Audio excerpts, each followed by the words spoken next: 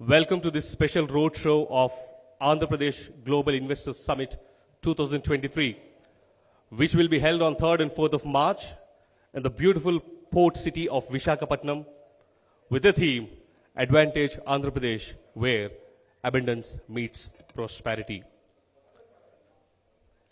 Many of you know that the state of Andhra Pradesh is ranked number 1 in ease of doing business, and you must also be aware that the state is home to the second longest coastline of 974 kilometers, and it is also well known for its low cost of business, industry-ready skilled force, and a supportive industrial ecosystem.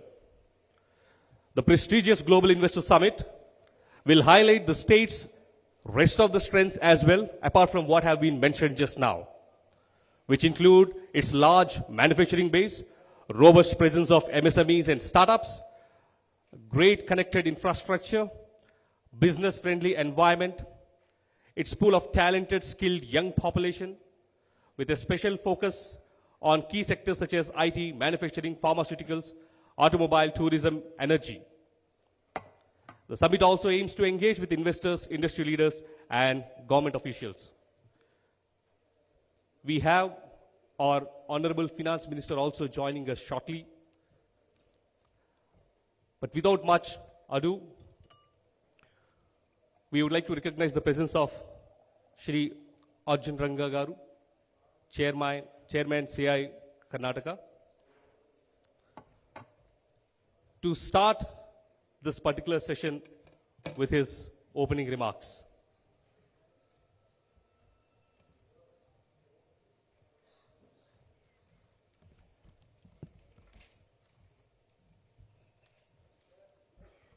Thank you very much. Dignitaries on the dais, Mr. Bugganar Rajendranath, Honorable Finance Minister, Planning, Commercial Taxes, Legislative Affairs, Skill Development and Training, Government of Andhra Pradesh, Mr. Gudivada Amarnath, Honorable Minister for Industries and Commerce, Infrastructure and Investment, IT, Government of Andhra Pradesh, Ms. K. Sunita, IAS Principal Secretary, Handloom and Textiles, Government of Andhra Pradesh, Mr. B. Sundar, IFS Special Secretary, Information Technology, Electronics and Communication, Government of Andhra Pradesh, Dr. G. Srijana, IAS Director of Industries, VC and MD, APIIC, Government of Andhra Pradesh, Lieutenant Commander Ravindranath Reddy, Deputy CEO for AP Maritime Board, Mr. Bharat Kumar Tota, COO for AP Food Processing Society, senior government officials from Andhra Pradesh, office bearers of industry associations, friends from industry, ladies and gentlemen from media, and dear friends. Firstly, on behalf of CI Karnataka, I'd like to thank the Honorable Finance Minister and the Industries Minister for coming to Karnataka. We are very happy that the State Government of Andhra Pradesh is organizing the Global Investor Summit from the March 3rd to March 5th at Vizag. And more so, we are very happy and proud that CII is your national event partner for the Global Investor Summit. So thank you for that. Andhra Pradesh tops the ease of doing business EODB in our country due to the new initiative of Business Reforms Action Plan, BRAP, and the implementation as part of the EODB. Aligned with the Honorable Chief Minister's vision, the Andhra Pradesh Global Investor Summit for 2023 offers a robust platform to showcase opportunities and act as a springboard for intensive industry partnership for growth. I was talking to many of my industry friends in Andhra Pradesh, and it was a delight to know that the Andhra Pradesh government introduced the village and ward secretariat system that helped the state to achieve the real Gram Swaraj, which cannot be seen anywhere else in the country, which is truly commendable. The efforts of that have been put in by the AP government in the last 4 years, which has delivered on-ground outcomes for a new investment climate in the state. Sir, your government has proactively promoted an enabling policy framework to attract investments for job creation and sustainable development. By making most of its processes digital and transparent, your upcoming new industrial policy will be efficient and greatly smoothen the process of setting up new industry. The single window clearance system and grievance redressal mechanism that you have put to place in Spandana is a program that has emerged to become a benchmark for all of us. The initiatives focused on MSME and startups will create a strong impact on growth and employment generation and will create an innovation mindset and ecosystem that supports entrepreneurship in the state. The AP government and the state focuses on sunrise sectors such as agriculture and food processing, MSMEs, chemicals, startups, IT, electronics, textiles, defense and aerospace, mining, tourism, pharma, automotive, including EVs, renewable energy, healthcare, and skill development. This would be an apt time for the industry to work together with the Andhra Pradesh government on developing climate-friendly policies and work towards sustainable growth, thereby building a better India for the future. Businesses and investments, therefore, will have a critical role in this and must be engaged to drive change for inclusive, balanced, and sustainable growth. With proactive partnerships and impactful strategies from Indian enterprises, Andhra Pradesh can further accelerate its pace of development. CII would endeavor to work closely with the state of Andhra Pradesh to bring investment to the state. We would be delighted to partner with the state on policies and strategies that would enable socio-economic growth for the state and thereby the country. We are determined to work in areas of growth, sustainability, international trade, promotion, and enabling technology and innovation. I would like to once again thank the Honorable Chief Minister for having CII as one of their partners for this important engagement. Honorable Finance Minister and the Honorable Industries Minister, on behalf of the industry, I'd like to thank the State Government of Andhra Pradesh for always supporting CII in all your endeavors, and I assure you that we will continue to foster growth and development by facilitating affirmative action and working towards a balanced, inclusive, and sustainable development in your state. As the industrial partner for the APGIS, that is the Global Investor Summit for 2023, CII would like to invite you all to consider this an opportunity and plan for the growth of your organizations in the Andhra Pradesh state that is replete with resources coupled with supportive government to provide you with one of the best working environments. Thank you all, and Jai Hind. Thank you very much, sir. CII has been a very supporting and strong partner for the state of Andhra Pradesh all these years. And we now have Dr. Srijana Gumala IAS, who is the Director of Industries, Commerce and Export Promotion, Vice Chairperson and Managing Director, Andhra Pradesh Industrial Infrastructure Corporation, and CEO, Andhra Pradesh Economic Development Board, to deliver us and take us through the industry and its strength in the state of Andhra Pradesh. Let's all welcome her with big hands of applause.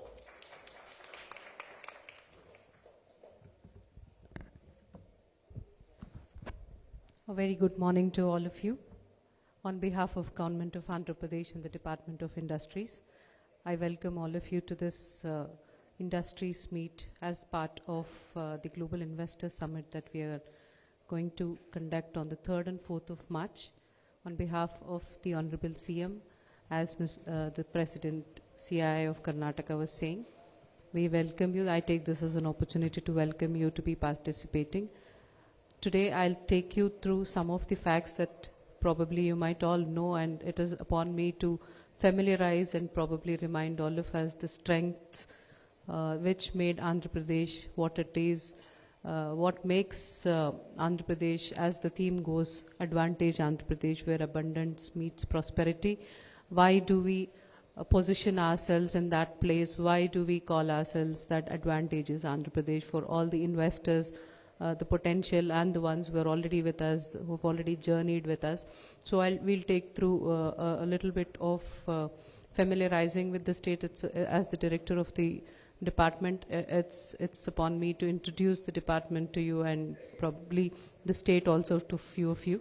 So I'll take you through a small presentation. So the Andhra Pradesh, as all of us must be knowing, we are, Karnataka is a sister state to us. We are all brothers in arms, if I may say. So we are all part of one cultural ecosystem that we come from. So it's pertinent to remind all of us that Andhra Pradesh, the fellow state of yours, is one of the fastest growing states in the country. And this 2021 estimates have already shown that the state's GDP is growing at 11.43%, which is a very formidable growth rate for any state. And we only aspire to better ourselves in future, so that with 11.43% growth rate over the last financial year, this state is really going to bank and capture on its inherent strengths and also certain strengths that it has built over time. The inherent strength being the second longest coastline in the country, with 974 kilometers coastline, 70% of its population being in the working age with a great demographic dividend over there, with 8% of contribution to the Indian exports. And always for the last couple of years, we have been ranked number 1 in ease of doing business, and specifically in the last 2 years on the 100% perception feedback that we have taken from the people who are already working with us. So it is acknowledged by the Government of India that we have been ranked number 1 in ease of doing business in the country. And it is also pertinent to mention at this point in time, while we are concentrating on development of business, we are not falling behind on the sustainable development goals, and we are ranked number 4 in the country in the sustainable development goals, which actually showcases the fact that we take welfare and development hand in hand, and we don't prioritize one over the other. And it's for that equitable development and equity that the state is working. So this just a quick snapshot on what is making us advantageous and what is positioning us as that state where it is advantageous for either of us to work. As has been mentioned by the CII in their introductory speeches, the revolutionary and the reformatory village and ward secretariats is taking governance closer to the people through the village and ward secretariats. So that is one of our biggest administrative reforms that is really ushering our state into greater heights. Coming specifically to the business ecosystem, the single desk portal which Andhra Pradesh uses and is touted to be one of the best in the country. And this is only reflective from the number 1 ranking in the ease of doing business, because one of the greater parameters for ease of doing business is how well is the single desk portal working. And it's my pride to say that we have brought in 96 services under one umbrella through this, and 23 departments are working. And while we promise that all the promises, all the service level agreements are to be delivered within 21 days, the turnaround time of the state is only 11 days. So we don't even take 21 days. So, with furthermore reformative steps like the drones in governance, we are introducing the drones into governance, specifically into the land administration. And with Raitu Bharosa Kendras, with the farmer assistance centers, and doorstep public distribution. See, all these things are just for introducing, because these are few of the reformations which were brought in recently, and it is on us to introduce these administrative reforms to these states as our best practices to put forth for your consumption today. And how we are achieving this balance of welfare and development is through a robust policy framework. We have, it is for you to see the different kinds of policies that we have been framing and putting for use for different sectors of people. So it is also important at this point in time for me to say that all these policies are going to be encompassed into one much more reformative, one much more friendlier policy which is coming up sooner, much before, which will be released much before the investor summit. So these policies, the best practices of the other states, other countries, within this we are willing to learn. We'll showcase the fact that we're willing to learn and better ourselves than the already existing good policies which are there for your reference here. So the policies are another, in addition to the single desk portal, the policy ecosystem that we have is another greater foundation for us to being one of the good states for industrial development. And the exports I've already mentioned, and you could see the products in which we've been doing really well in the exports. It's not always only on the marine products and agro and food processing. About drug formulations, we're really strong on drug formulations and minerals and spices. So there's a variety of things, and we only want to add the product mix to greater diversity through our export promotion policy, which is also under implementation right now.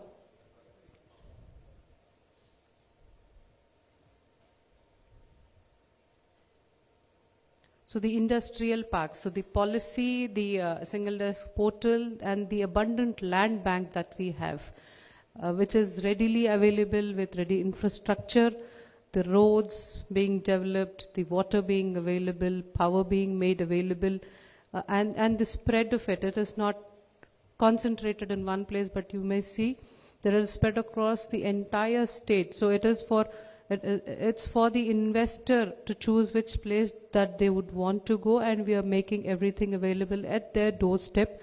If I have to put a number to it, we have 46,000 acres readily available for allocation at this point in time, and spread across the entire state. So it's for the advantages.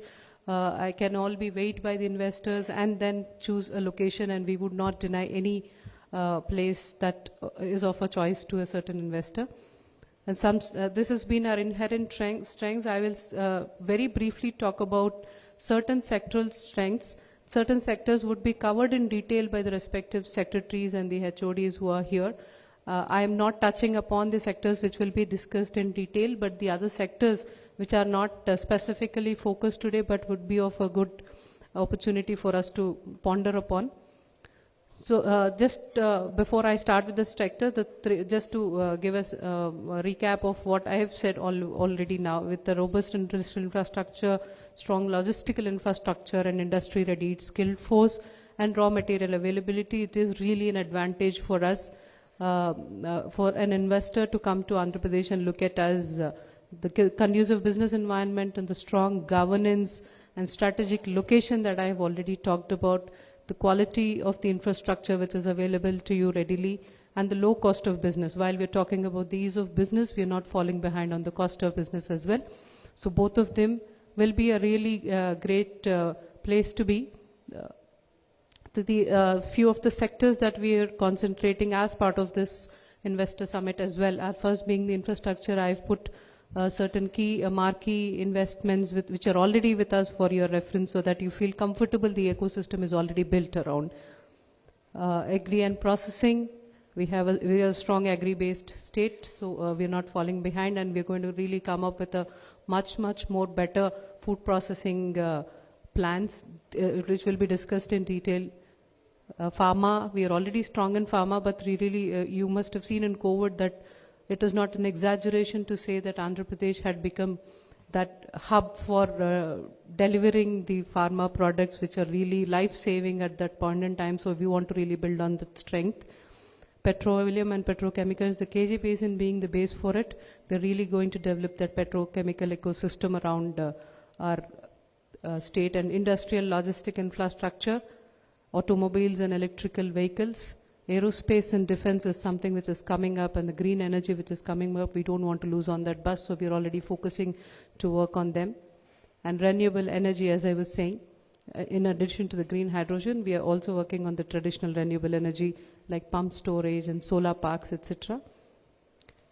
So with this brief introduction about the state, I would really welcome all of you to participate and be a part of the AP Global Investors Summit, which is happening on the 3rd and 4th of March in Andhra University College Grounds of Engineering.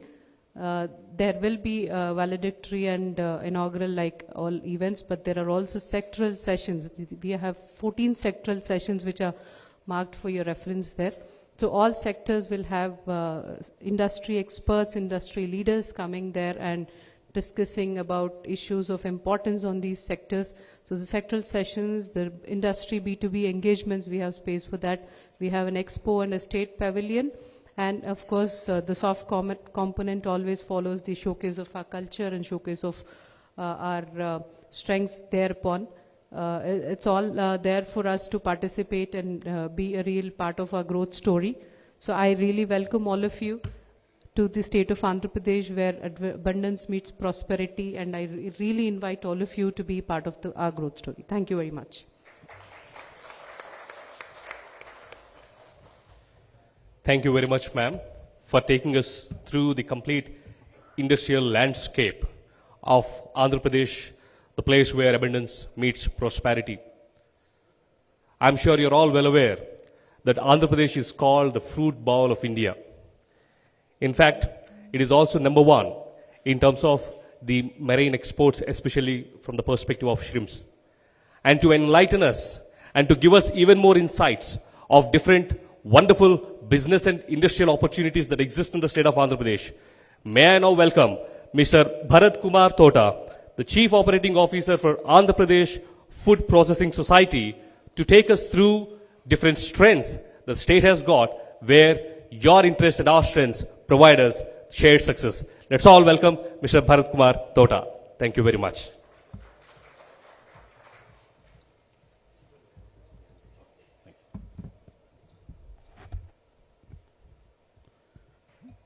Namaskara, Bengaluru. Good morning, everybody, and all the respected dignitaries who are sitting here. Welcome, everybody, to a wonderful state, sunrise state called Andhra Pradesh. I've given already, as briefed by Mr. Janagaru, on the advantages of what Andhra Pradesh has. I'll be specifically focusing on what we can do, what we can attract investors, specifically to agri and food processing sector. Nevertheless, we have one of the largest, I would say, the most agrarian state in the entire country, with a diversified portfolio of various food and agri-climatic zones, and as well as the largest ecosystem of food and agriculture. Now, we have one of the largest coastal lines. We would be called as second largest coastal line, but I would say it is number one, because the workable coastal line which is present in India is with us. Because 30% of the Gujarat's coastal line is not usable. It's almost which runs around. So we have one of the largest coastal line, which is predominantly on the aqua sector. Now, going through the stuff, we have one of the biggest advantages in various sectors. We are number one in aquaculture, we are number one in horticulture, we are number one in shrimp cultivation, we are number second in agricultural sector, core agricultural sector, and also number fourth in dairy sector. To precisely say that, we are also having one of the largest composites of cold storages, of around almost 373 cold storages and almost 124 warehouses, which is for the cold chain network. Now, what we want to do is, because I don't want to go into the data and segmentation, but what attracts investors to Andhra Pradesh, I want to focus only on that. We have come up with one of the unique models which no state has ever tried. I think we are the first ones which will be engaging in this particular sector. As rightly said by Srijana Garu, that we would be concentrating on the investment part, building part, and also the social responsibility, as Honorable CM correctly views in.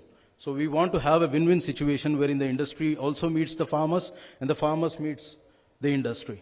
So we are developing an ecosystem wherein, I think this is the unique model which I was talking of, which is one of its kind, wherein the government of Andhra Pradesh will be investing in the entire plug-and-play methodology, wherein the infrastructure, including the plant and machinery, capital investment, and everything for the food processing sector. I mean, the food industry will be built at 26 different locations. I mean, the 26 parliamentary constituencies or 26 districts which are right now. The entire capital investment will be done by the government of Andhra Pradesh.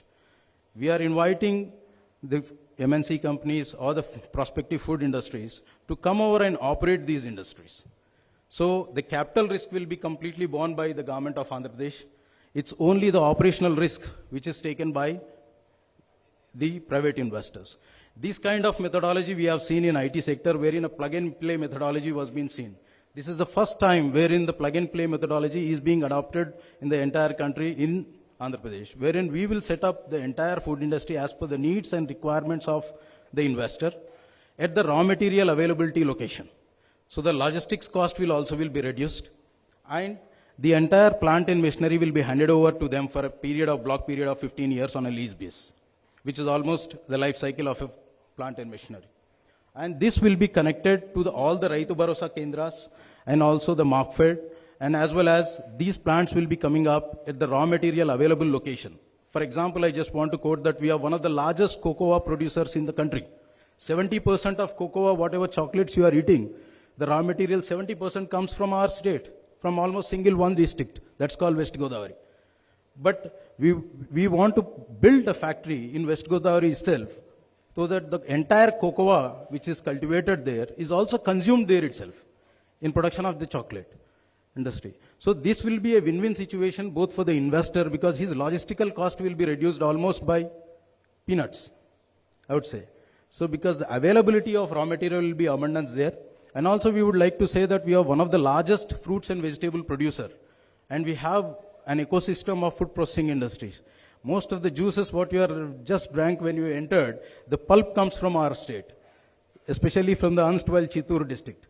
So we are planning one of the integrated fruit processing industry in Chittoor, that's Pilar region, wherein the concentrate and as well as the entire fruits and beverages and as well as the beverage segment can be mobilized there itself. So this is a unique model which we are trying for the first time, and I would really extend my invitation and also request all those investors to please come to visionary state of Andhra Pradesh and please invest in this kind of model which we are trying in.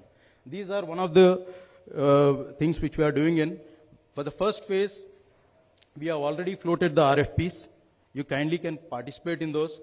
We are coming up with 13 millet units. People are talking about millets and all that, but we are actually trying to build the millet factories from the next month.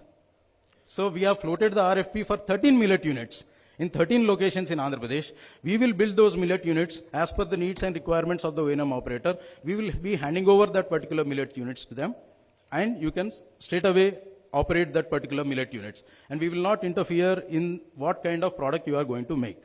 We have also come up with 4 below 100 crores units, which are mango, jelly processing, jaggery processing, groundnut processing, and coffee processing unit. We have one of the finest coffees in India, which is Araku coffee. You will be having the taste when you please visit Visakhapatnam. We'll make you the taste of Araku coffee, which is one of the things. And we are actually putting up the unit in Araku itself. So we will be also coming up with 100 crore above plants at 4 different locations, which I have already mentioned, which is related to integrated spices unit, integrated fruit processing unit, integrated tomato and banana processing unit, which we have almost #1 in those productions. So also, if somebody wants to have their investment on their own, we have one of the largest land pools, and we have dedicated food parks across the state. If you can see that from north coastal region to almost towards Rayalaseema and also towards the central Andhra Pradesh. We are spread across the entire state. We have one of the largest spice processing and export park, and also near to Vijayawada we have multi-product processing food park. We have also aqua parks, etc. So if somebody wants to invest on their own, you are welcome there, and we will be providing what the tailor-made incentives specifically for you. So it's not that we will be putting some incentives. We will also entertain some kind of tailor-made incentives which the industry will propose to us. So these are some of the key players which are already working with us in our state, which most of you people already know. And I would again welcome everybody to please come visit us and be a part of our growth journey. Thank you. Thank you very much. Thank you all.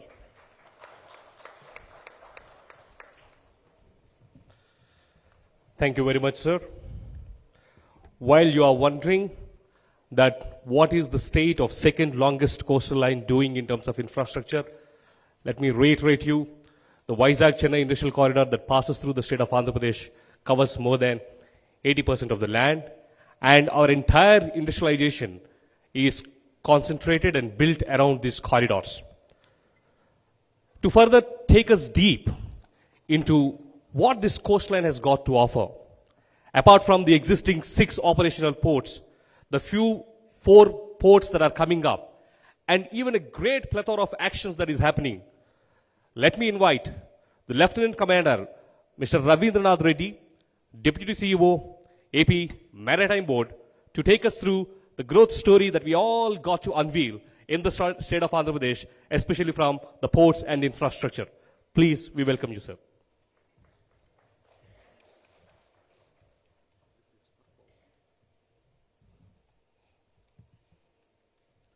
Good morning.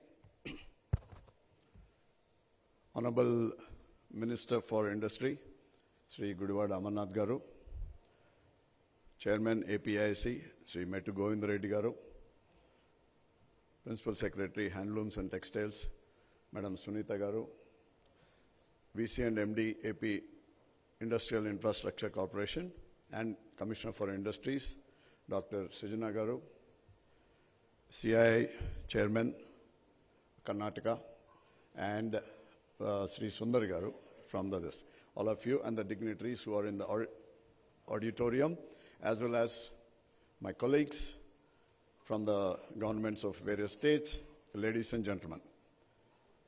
There has been given a good introduction about what is the scenario in Andhra Pradesh currently, and the general scenario has been explained by Dr. Srijana Garu. However, talking about the coastline of Andhra Pradesh, I am the Deputy CEO in charge for the business development and operations, so I would take you down along the coastline of Andhra Pradesh to explain to you what all the opportunities that are available on our coast. Post-partition, as you all know, Andhra Pradesh has become a more or less an agrarian state, number one, and entirely a coastal state. So most of our economy will have to be leveraged on the coastline. So we're going to build industries on the coast. We're going to take money from the sea, whichever way we can actually exploit the economy, the blue economy of that. And we are going to develop a lot of industry and activities which are based on the marine sector all along the coast. Like everybody has been telling, we got a long coast and a lot of infrastructure which is being developed. Initially I will take you down the list of what is the infrastructure that we are developing, and then I will come to what are the benefits and the offerings that we have on the state line.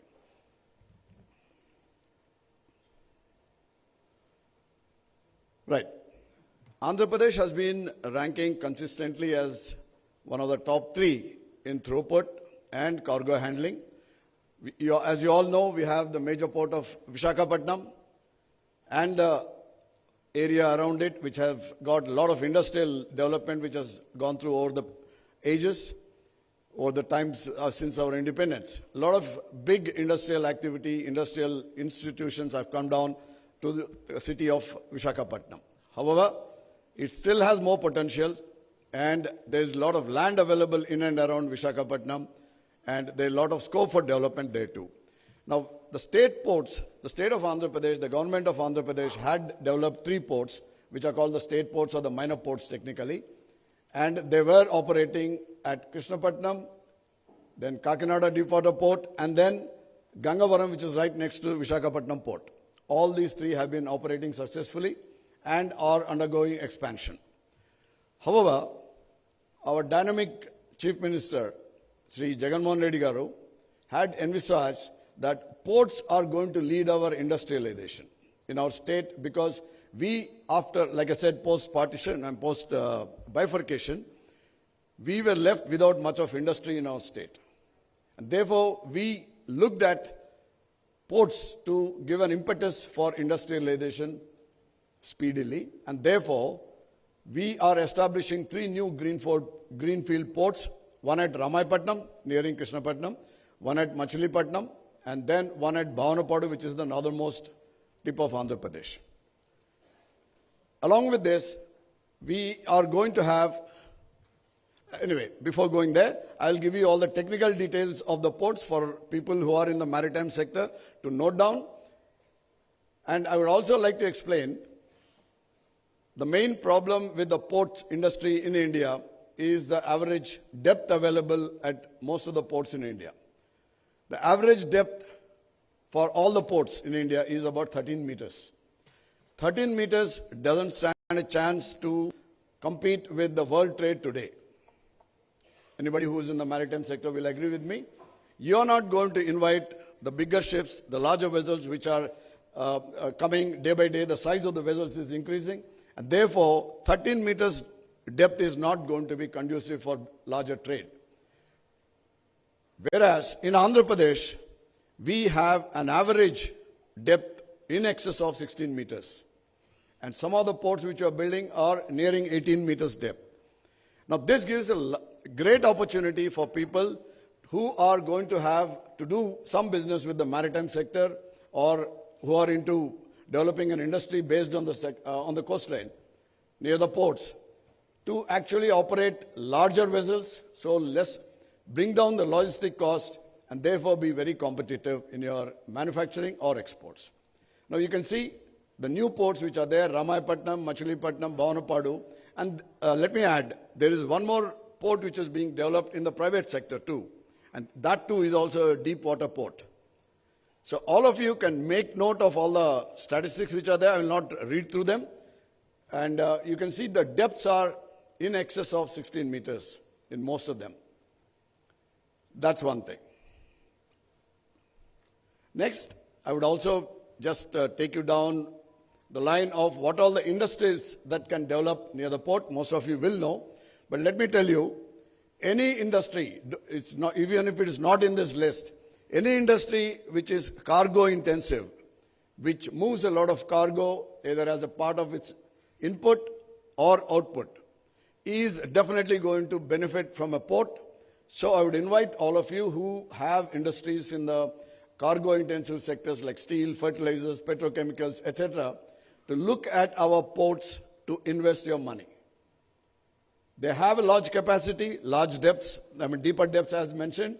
And let me also add, all these ports are coming with an area of land which is going to be nearing about 5,000 to 10,000 acres, which is attached to each of these ports for specifically marine-specific industries or port-specific industries, which will add value to the ports. So anybody who's into the industry where you need a lot of cargo to be moved, this is the place to invest, the state of Andhra Pradesh. And you can see the list of them. There are a lot of, besides the port-led industries and the rest of the shipping activities, etc., we are into marine tourism. Anybody who is into tourism activity, hospitality, there are opportunities which we have identified. Please contact us. Then we are into other manufacturing, agriculture. Kakinada on the east coast is one of the, it is the largest port, anchorage port. We handle the most rice exports from Kakinada. So any agri-exporters amongst the audience here, please look at the ports of Andhra Pradesh. Then we have one more emerging area is green energy. Of course, all my colleagues have touched upon it, but green energy based on the sea, like offshore wind, etc., etc., there are opportunities which we are exploring. Anybody who's interested, Bangalore being a hotbed for startups, anybody in that area who is looking at green energy to take benefit of the marine environment, this is the right place to come. Please do contact us. Now, this is the point which I stopped midway when I was about to tell you about the ports, and then along with the ports, there is one more infrastructure which can be looked at as an opening to the sea. That is a fishing harbor with good depth. We are building about 9 harbors all along the coast, and I don't need to read through them, but starting from the south to the north, we have 9 fishing harbors. These are in excess to the already existing fishing jetties and other infrastructure. All of them are with breakwaters, and therefore the tranquility factor is good. Eventually, they can be developed to be utilized into coastal shipping, etc. There is an opportunity there.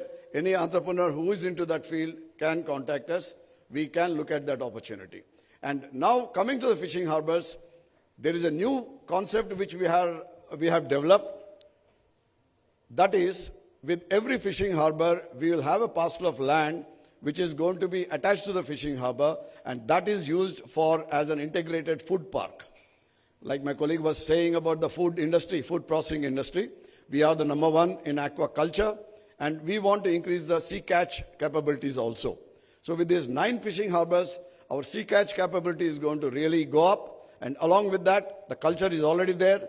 Together, we would like to develop a processing capability and value addition to the sea catch and the aquaculture.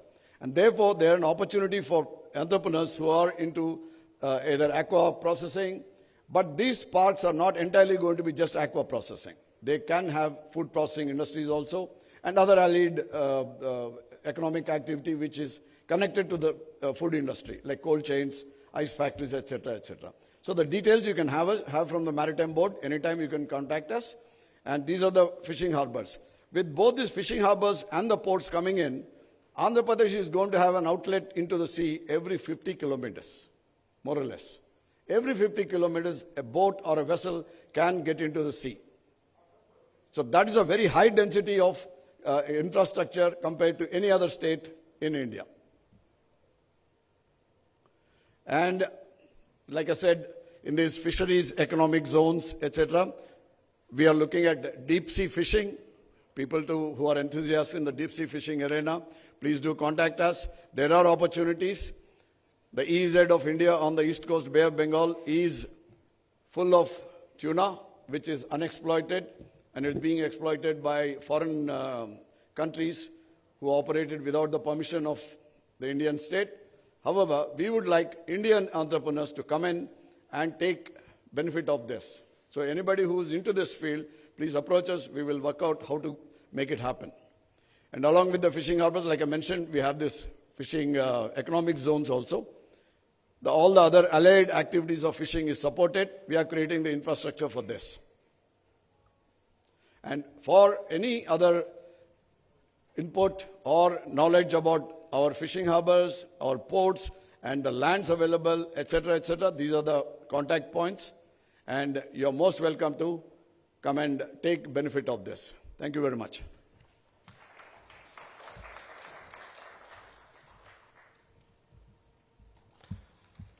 Thank you very much, sir. In fact, you have emphasized on the deadly combination the state has got. While we are number one in terms of the marine products, the state is also number one in terms of the export infrastructure that is required to take the products across the world.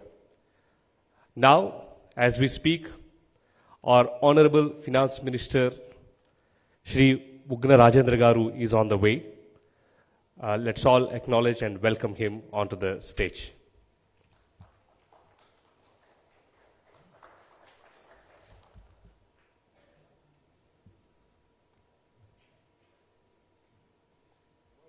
Okay. While Bangalore is definitely the Silicon Valley of India, but let me also remind you that majority of the IT workforce that is based out of Bangalore are from the Telugu-speaking community. Not just from Bangalore. In fact, 1 in every 4 software engineer that you find in abroad is from the Telugu-speaking community. To further emphasize on this and talk about a wonderful plethora of talent as well as opportunities that are available in the state of Andhra Pradesh for IT electronics communications, may I now request Mr. B. Sundar IFS to come here and then take us through the details and the opportunities that exist for the state of Andhra Pradesh in IT and electronics. Let's all welcome him with a big round of applause. Thank you. Thank you very much. Honorable Finance Minister, Shri Rajendra sir, Honorable Minister for Industries and IT and Electronics, Shri Amarnath sir, and other dignitaries on the stage, and to all the ladies and gentlemen convened here. Namaskara, I am a Bangalore lad. It's a very peculiar position, just as my colleague here was saying, that though Bangalore is the Silicon capital. Let's all welcome our Honorable Minister.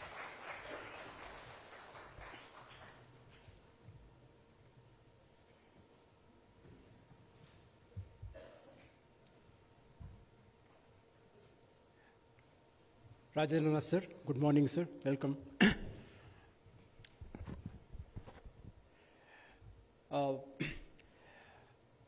I graduated from the neighboring college of UBC, and it's a privilege the government of Andhra Pradesh has given me to talk about the IT and electronics and attract the investors from my own hometown. So it's indeed a privilege. And I will begin with a small presentation of around 16 to 17 slides. Slide, please.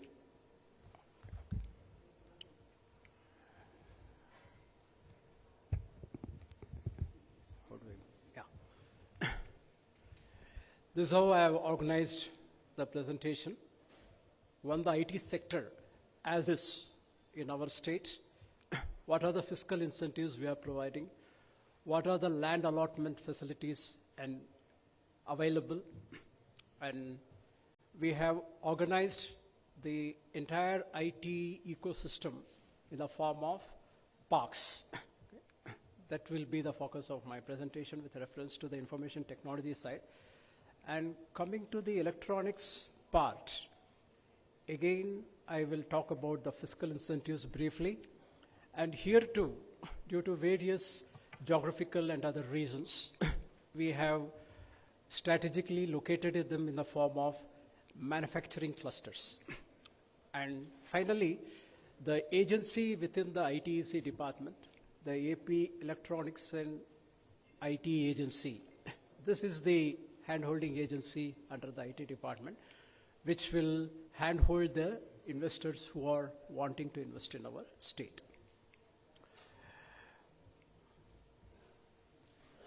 The landscape. Please look at the two maps on the right-hand pane.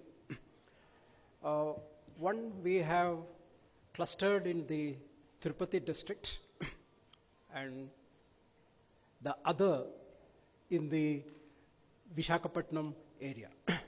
So we have the major players spread out in these two sectors. One, as my earlier speakers were mentioning, Visakhapatnam, because it's a port city, it already has a city vibe. And therefore, you see most of the IT workforce conglomerating there. And of course, coming to Tirupati, that has the advantage of being nearer to both Bangalore and Chennai.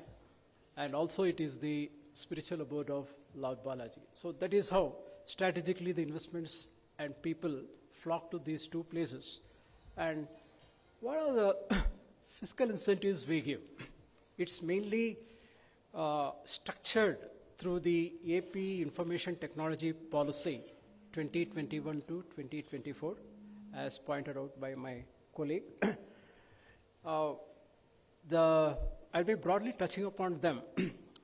It's similar to the best practices we see in several other states. We have incentives for employment generation. We have classified it into three different categories: entry-level jobs and middle-level jobs and high-level jobs. So the incentives are accordingly graded depending on the employment created at this level. We are going a bit granular in this regard because we want to not only encourage entry-level jobs for the volume's sake, but we also want to attract high-end knowledge which requires a deep, intense knowledge in the IT sector. We conceived the policy during the pandemic, and therefore, we also thought it fit that we should give some incentives for working from home. So that is also, I'll not go into the specific, you can just see it, and a big boost to gig economy, because IT, it just is fluid. People somewhere sitting in some small town can contribute to a project. So we recognize that, and a boost to that in the form of some incentives to the gig worker, subject to some conditions. We are also concerned about quality. So how to give a boost to quality, incentivize them. So that is the route we have taken here. Then for the persons who want to set up shop, some kind of a tariff incentive so that you don't get burdened by operational expenses. And then some transport subsidies too, though we know well for a fact that for the IT firms, this may not be a big factor. Land allotment eligibilities is important because we want investors to come and experience Andhra Pradesh. So we have a slew of incentives for the IT firms, another set of incentives for investors who want to set IT campuses, and then some set of incentives for the IT park developers. We have eligibility criteria. We have we are also keen that employment should be generated. And a ballpark figure is something like 500 employment for 1 acre of land given. So this is a standard we have followed, going by past experiences and good practices elsewhere. We are also providing incentives too for those IT firms who require land. Coming to the center panel, we have land allotment for IT campuses, which we have set criteria in terms of eligibility.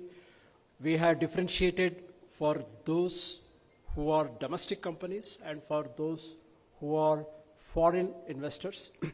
Again, we are insisting that some kind of employment generation be created, because we need to do something for the growing number of engineering graduates and non-engineering graduates coming out of our universities. Similarly, for IT park developers, we have a slew of incentives subject to certain eligibility criteria. As you can see, the eligibility criteria becomes bigger and bigger as you graduate from firms to campuses to IT park developers, because we realize that the scale becomes bigger. And now I will take you through the proposed IT parks. Being a relatively nascent state, we are going very aggressively in terms of attracting investments for IT parks. The first is the Visakhapatnam IT park at Bhogapuram, which is proposed, which I have indicated. I have adopted a certain format so that it is easy for all of us to go through the numbers. I will just concentrate on the important metrics. The first is what is the proposed land. Then I have also given you a precise GPS location. There is a reason for that. I will come to it slightly later. What are the water resources available? Because that's important. The connectivity, the airport facilities, the railway stations, and the bus stations. So this is the format I have adopted. And also, I have also included a precise map on the right-hand side of the panel. That is also for some specific reason. Here is the Tirupati IT Park at Pallam proposed. Again, it's available land is about 100 acres. It has a good water resource availability, electricity, which is extremely important for any kind of IT or electronic firms. That also has been indicated. The nearest airport, the railway station, and the bus stations. All this is important because people need to travel, goods have to come, and goods and services have to be exported from that place. So the next is a mini IT park at Tirupati at Surappakasam. Again, we have allotted land is around 25 acres and the spaces are getting fast filled up, mainly because of the advantages like nearness to Bangalore, nearness to Chennai, and of course, the spiritual abode of Lord Balaji. And to the next district, at Anantapur, we have one at Tekulodu. It's about 100 acres. And the railway station, bus stations, of course, are at Hindupur, as most of us who commute from Bangalore knows. And we want to leverage the nearness to Bangalore coming from the other side. Coming from Bangalore south to this place takes 1.5 hours. Traveling from Tekulodu to this place, to the airport, again takes roughly between 1 hour 45 minutes to 2 hours. So that is the advantage we are talking about. Kapalabandra IT Park again proposed, again near Anantapur. It has around 100 acres.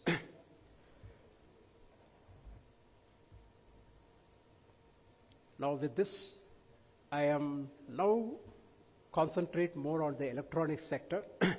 I adopt the same format. I give you a snapshot. Again, just like the IT sector, the electronics sector is spread out in clusters. One in Visakhapatnam, The focus is more on medical electronics, design, and so on and so forth.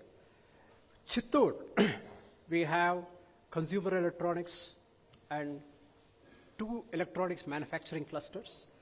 And then Anantapur, we are more focused on defense electronics. We are creating an ecosystem so that the companies who come there, suppose if it is defense, they should take advantage both in economies of scale and economies of scope. So that is the logic we have followed. And then we have the new one at Kadapa, the YSR Electronic Manufacturing Cluster. The incentives we have classified into 2. Zone A, that is those electronic manufacturing clusters 1 and 2 in Tirupati, and YSR EMC, which is a greenfield cluster. And since it is greenfield, since it is a newer one, we are giving more incentives, as you can see here. Again, taking off from the best practices from other states, we have stamp duty exemptions, capital subsidies, power subsidies, and tax subsidies for Zone A, that is in the EMC clusters in 1 and 2. Land, whatever is available, survey numbers, I will just take you through in the next few slides. The YSR EMC, as you can see, has all these incentives, plus also you can leverage on the production-linked incentives of the government of India. Now, this is a productivity-linked incentive, which most of the investors know. We have the, it sort of gifts you if you are increasing more and more.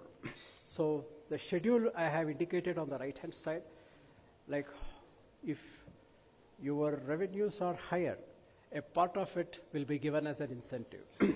So the incentive duration is for 10 years, and the base year is 2021.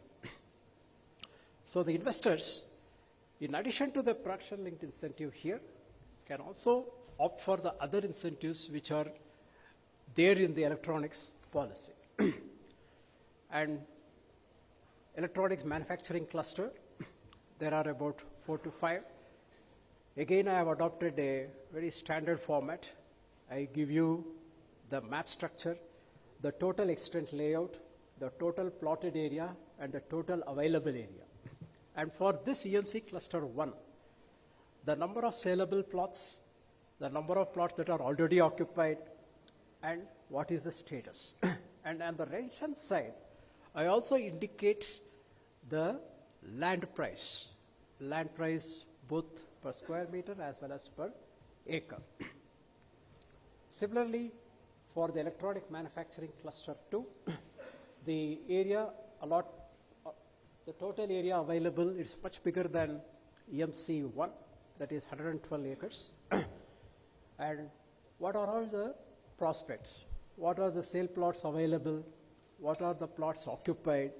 And because it is at a more prime land, the rate is also correspondingly higher. YSR EMC, which we are promoting aggressively, it's much bigger in scale, 540 acres. Plotted area is around 266. Plotted area, I mean those that are available for setting up shop. The total area available is around 256 acres. What are all the prospects? The saleable plots are 131 because it is new. We just kickstarted it at the end of last year. We have 3 occupants right now, and the land is accordingly a bit lower, land rate. So investors you are warmly welcome to this Greenfield EMC cluster and take advantage of all the incentives which the government of AP is providing. We have a Sri City EMC sitting right next to IIIT Sri City. And as you can well imagine, nearness to Tirupati spiritual abode, the land gets occupied much faster. We have around 6.5 acres just available here, which I have just indicated. And finally, we have the Kosala Nagaram Industrial Park, which is humongous, 1,500 plus acres. And we have divided it into 5 blocks. Block A is already in the government's possession, almost ready for distribution, while the other blocks are in the processes, which means it will take slightly some more time for it to come to a position where it can be occupied. If you have seen the IT parks, the presentation which I have just given, and also the electronic manufacturing clusters, 2 things must have been under focus. One is I have been using latitude, longitudes. I have also been using maps. Now, what does it precisely say? It means we are in the process of building a huge repository of scientific information where we are going to map all the infrastructure assets in a very precise way. We are tying it up with the PM Gati Shakti portal in Gandhinagar so that for investors, right, the sewage line that runs underneath to the transformers, to the 33 kilovolt transformers, to the traffic lights, to the road infrastructure, everything is precisely available to you and easily available to you on an app. In fact, the ambition set by our Honorable Minister is we should have a 2.5 meter resolution accuracy of all the infrastructure on display at Andhra Pradesh, both above ground and underground, by 2025. So this, if it is available as a public good to all the investors, you can imagine the amount of ease with which you can plan your investments. The second is, though I have not put it in the presentation, we are very nimble with emerging technologies. Can you imagine that we use facial recognition for capturing attendance of school children, for capturing attendance of sewage workers every morning and afternoon? 2 things are happening here. One, we are giving opportunity to a small entrepreneur to work with artificial intelligence. Basically, facial recognition is nothing but recognizing your facial features in pixels and applying high school algebra like naive-Bayes theorem or support vector mechanism for classification. So this opportunity we are giving to some investor or to some entrepreneur who want to work with us. And second, huge capacity building. We do have our IIT at Tirupati, the ISER at Tirupati, the IIIT Sri City, the IIITs at Nuzivage, Srikakulam, and 2 other places, which I am not able to recollect. But the similarity ends there.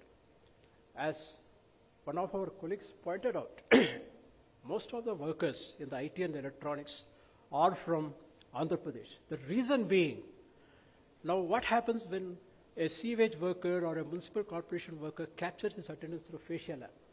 So artificial intelligence becomes the buzzword. Students start talking about this. And that is how we, even village and ward secretariat, we are taking technologies like .NET, .ASP.NET, right down to the masses. To a tab, the services are delivered right at the doorstep. The citizen sees how we are giving printouts. The citizen sees how services are taken, even though internet is not there. We have a way of batch processing to deliver the services right at the doorstep. So that is how the government is translating the most contemporary technologies to technologies that are useful to the common man. As again I want to emphasize, we use the most advanced technologies for as mundane things like attendance. And finally, in this slide, I want to talk about AP, Electronics and IT Agency. CEO, Mr. Kiran, is sitting here right with us. We also have a portal for registration. We are also carrying the registration box in a digital form with us so that we can capture the registrations and people who are interested right here in this hall.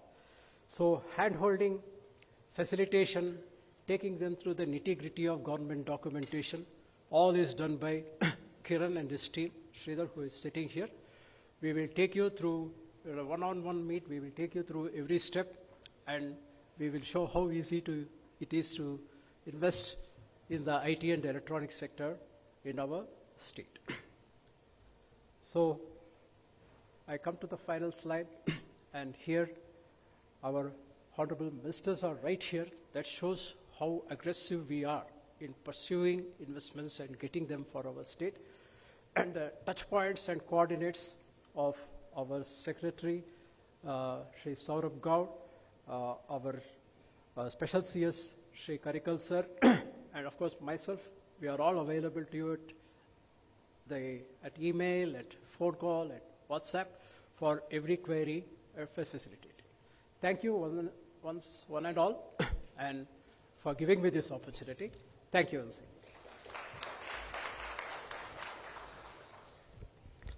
Thank you very much, sir. While the whole world was looking at work from home as a concept, let me tell you that Andhra Pradesh is the state that started work from hometown, where many of the institutes were converted professional friendly and they are made available across the state. And not just that, we have 4 strong electronic manufacturing clusters with the right backward and forward linkage in terms of supply chain. And the state of Andhra Pradesh is also home to some of the biggest companies which produce at least 1 mobile phone per minute. So, while you're seeing the strengths of the state from the IT and electronics perspective, let me now invite Shrimati K. Sunita IAS Garu, the Principal Secretary, Handlooms and Textiles, to take us through the plethora of opportunities the state has got to offer for us in this particular sector. Let's all welcome her with a big round of applause.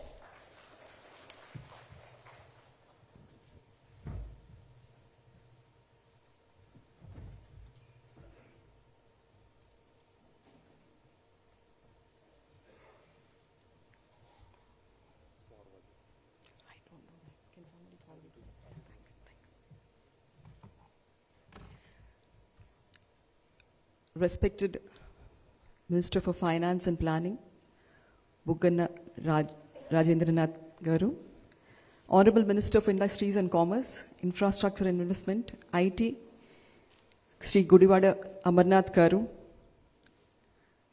Mettu Govinda Reddy, Chairman APIIC, Chairman CI Arjun Ranga, Srijna Gumala, our Director Industries, Ravindranath, Deputy CEO, Maritime Board, Sundar, Special Secretary, IT, and all the distinguished gathering here.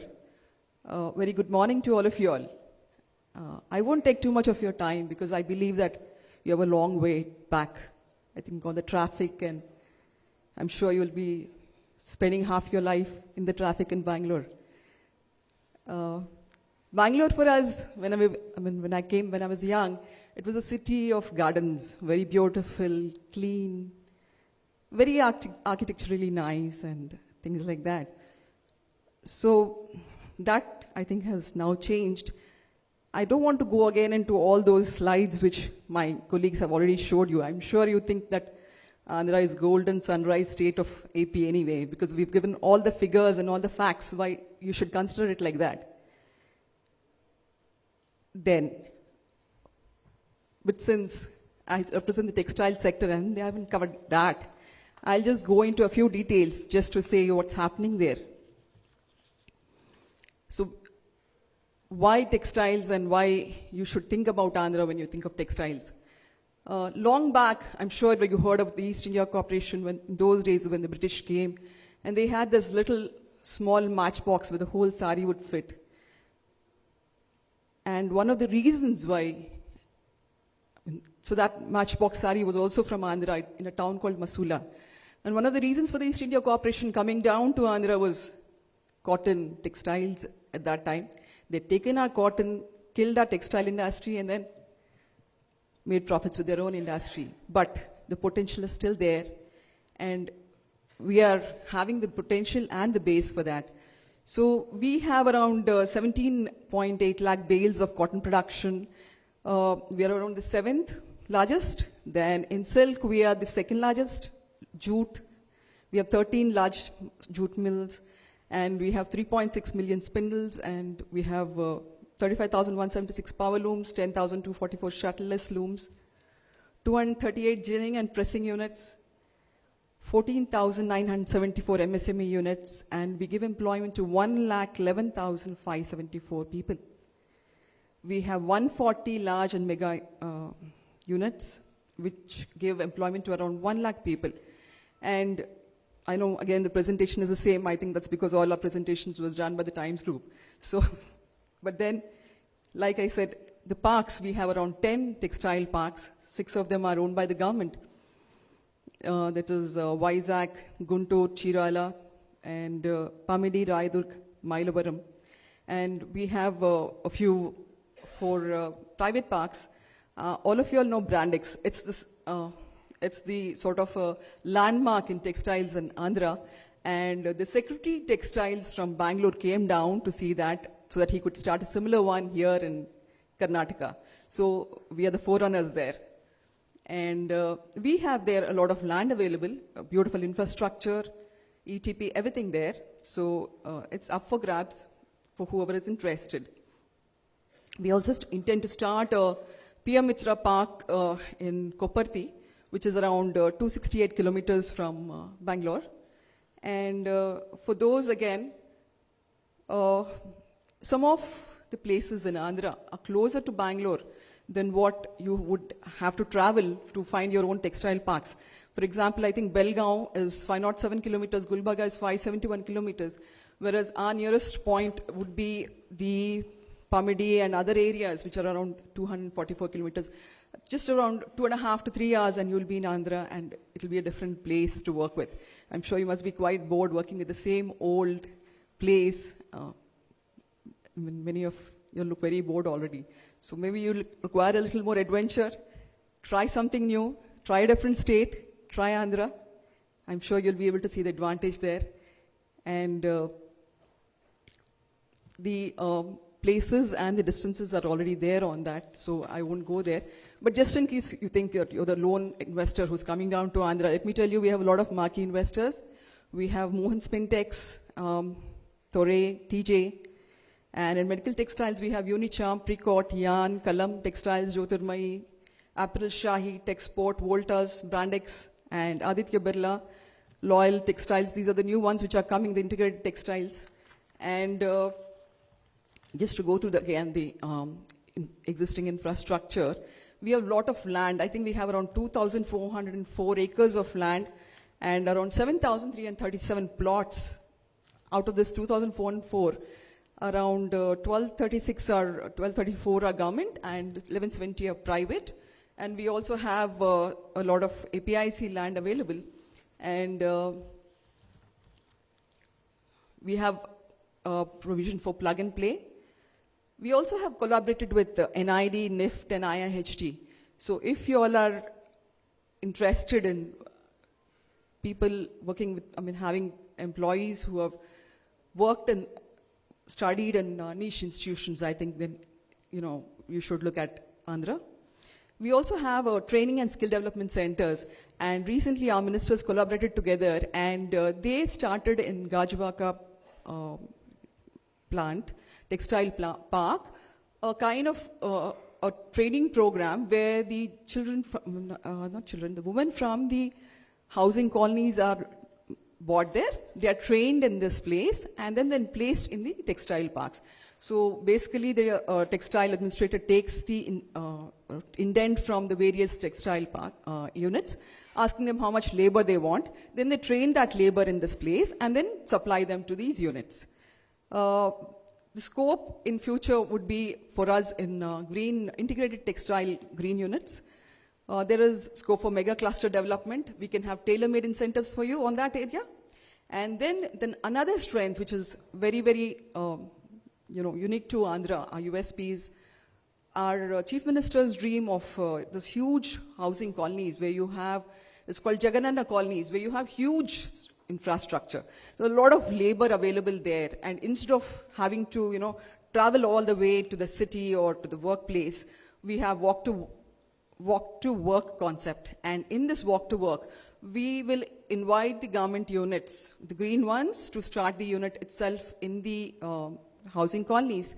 And you find the labor just walking into that work, and I'm sure it's less stressful, less polluting, and you don't have to search for the laborers. Because one of the whenever I talk to the textile unit owners, one of the main problem they always say is lack of skilled manpower. So you have skill being offered by our skill development department, and then you have the labor available in these colonies, and then you have also the nice infrastructure which will be there. And as a just to show you a little this thing on the kind of infrastructure we have. Brandix, this is a 1,000-acre textile park, 600 acres is over, 400 acres is left. This is built with the Sri Lankan government's collaboration, and they have the connectivity with Gannavaram, and there's water, 200 ml per day, ETP, power, and this is a very beautiful park. I've been there myself to invite your secretary there. So it's a very good testimony of what we can do together. The other one is the Mass Fabric Park. This is in Chilklur Mandal near Nellore. It has around 740 acres. And this is, again, this is in the SEZ area.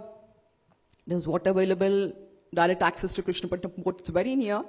And naturally, even the Chennai port is very near from here. And we have a marine discharge of 28.5. And then this is just a testimony for the speedy execution. We had with us Torre. They have done a total investment of 1,000 crores, sorry. And the site area was 110 acres, and they've employed around 130, direct employment, indirect is 400. And they've started their submission on 2017, 1st August, and they've completed and gone for commercial production on 2020. So this stands as testimony to what we can do, what we can together do would be much better. I know that a lot of Telugu diaspora is here who has worked for the development of Bangalore. I'm sure you've done enough, and you now need to work on your own state. So I think you should look at the economies of scale, the connectivity, the pollution-free area, and the adventure of working in a different state and not always working in the same state. I welcome all of you all to the investment meeting, global investment meeting in 3rd and 4th March in Vizag. And we are here for anybody who want to contact us or talk about their investments or willing to make any MOUs after the session is over. And please do remember that Andhra is an amazing place. It's advantage Andhra Pradesh only if you take it. Thank you. Thank you very much, ma'am. I'm sure a lot of information is being shared with you, and most of you are attempting to capture it. But let me make your life easier and simple. We have collated all this information and placed it at one place called at www.advantageap.in. Let me repeat again, www.advantageap.in. Please go to that particular website and register yourself for the Global Investor Summit that is happening on 3rd and 4th of March. We all know that a picture speaks 1,000 words. If that were true, what would be a video speaking to us? So at this point of time, we would like to show you what is Advantage Andhra Pradesh for you. Those focus sectors that we are working upon and how we can collaborate together and grow together. Let me ask the team to bring out the Advantage Andhra Pradesh AV now.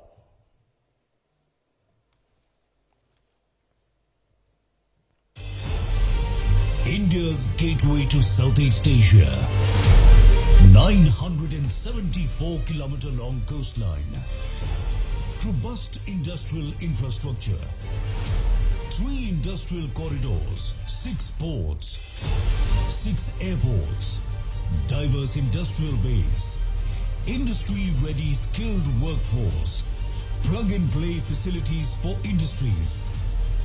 Number 1 in ease of doing business based on 100% perception survey for the last 2 editions. Advantage Andhra Pradesh, where abundance meets prosperity.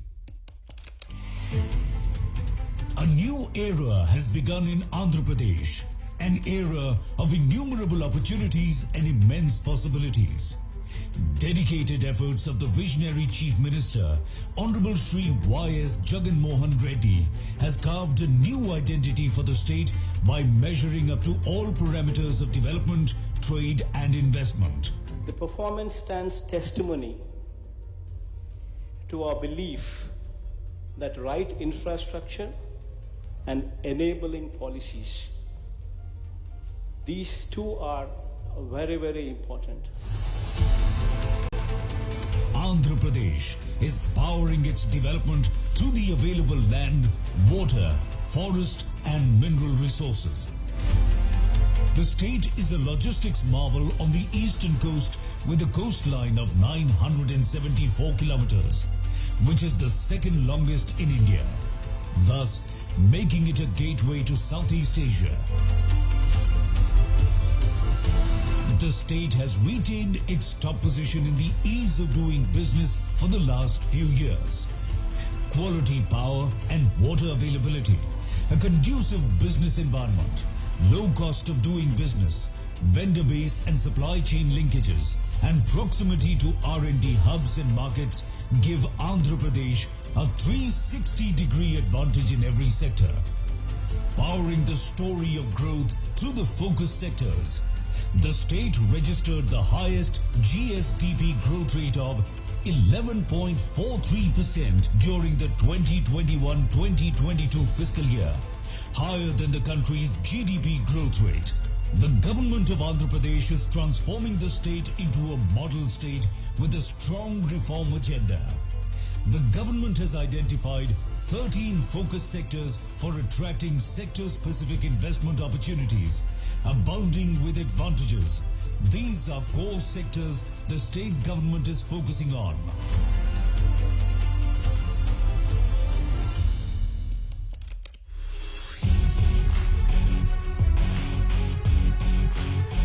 Andhra Pradesh is at the forefront of developing industrial infrastructure. The state has an abundant land bank of approximately 46,000 acres of industrial development, with industrial zoning as the key focus area to provide a risk-free, investment-friendly environment. A big credit for immense success in every field goes to plug-and-play model and industrial hubs. This includes YSR Jagan Mega Industrial Hub, YSR Electronic Manufacturing Cluster, Industrial Corridors, PCPIR and Beach IT model. With 6 airports, the state has the largest number of operational airports. Air freight traffic is increasing impressively year after year. State-of-the-art cargo handling facilities are available at major airports. Taking benefit of the strategic location of the state, the goal is to establish AP as a strategic air cargo hub. The state is taking special steps to handle double the ship traffic and cargo in the next 5 years. The port capacity of the state has increased by 75%. Direct calls with Southeast Asian economies also reduce transit time. The state has plans to develop a port or fishing harbour every 50 kilometers along its coast to generate employment and spur economic growth. Another feather in its cap is multiple industrial corridors. Andhra Pradesh is the only state to have 3 industrial corridors for accelerated development across the state. Visakhapatnam Chennai Industrial Corridor, Chennai Bengaluru Industrial Corridor, Hyderabad Bengaluru Industrial Corridor.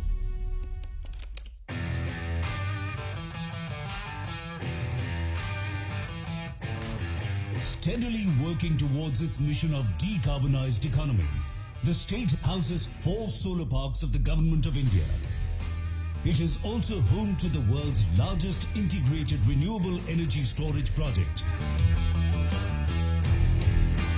Implementing the future of mobility, vehicles to grid philosophy, 80,000 acres of land has been identified for solar, wind and solar wind hybrid projects.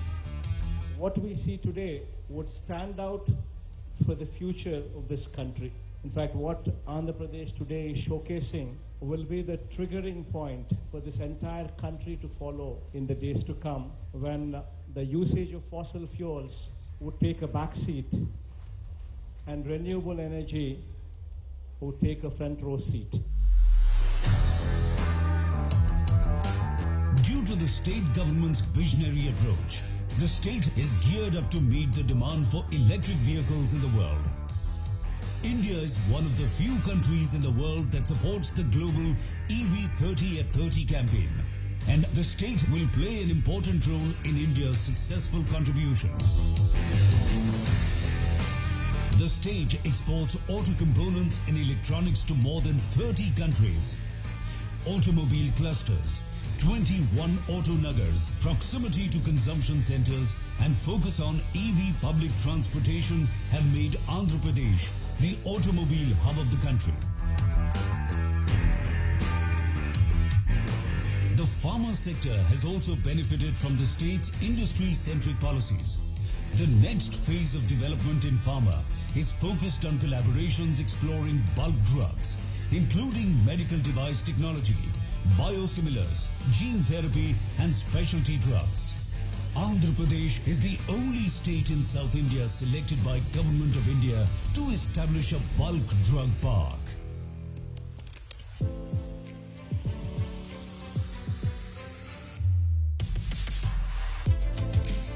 Andhra Pradesh's excellence in the electronics and IT sector is well known. The state has emerged as one of the fastest growing global manufacturing hotspots. With its strong ESDM ecosystem across the value chain, it accounts for 10% of national electronic production. It has the distinction of being the only state in India with 4 dedicated electronics manufacturing clusters. More than 3.5 million mobile phones are manufactured here every month. 60% of the state's population is associated with agriculture and agribusiness. The state ranks first in terms of the total value of trade on the national agricultural market. It is the largest producer of shrimps in India.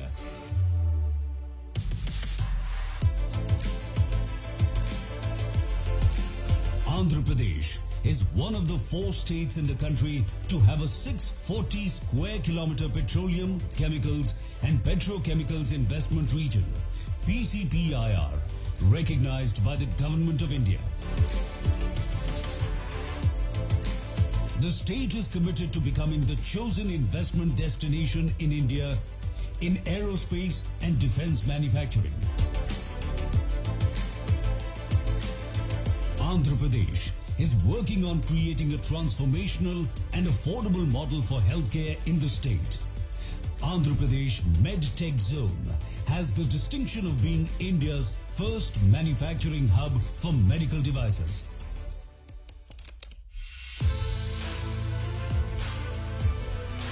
The MSME sector manufactures a variety of products in sectors such as agri and food processing, automotives, textiles, construction materials and others. To encourage the sector, the state is giving preferential market access to MSMEs in all government procurement. The state is committed to quality education and skill development as a focus sector, with multiple initiatives in place. The state is focusing on creating a world-class industry-ready workforce. Andhra Pradesh is committed to promoting green textile to achieve sustainable long-term goals in the textile sector. The exquisite handloom and crafts industry of the state has its own special identity. Due to the dedicated efforts of the state government, the works of the weavers and craftsmen here have become popular all over the world. Andhra Pradesh is one of the preferred tourism destinations in India. The state government provides multiple opportunities for developing tourism projects and related services to cater to the state's vast potential and avenues. The growth story of Andhra Pradesh speaks volumes about the dedicated efforts and commitment of the Honorable Chief Minister to take the state to new heights. Like-minded companies from all over the globe to come over to set up their shop in India, and especially in Andhra Pradesh. Come, join us on this exciting journey of technological innovations, profitable business and sustainable development. Advantage Andhra Pradesh, where abundance meets prosperity.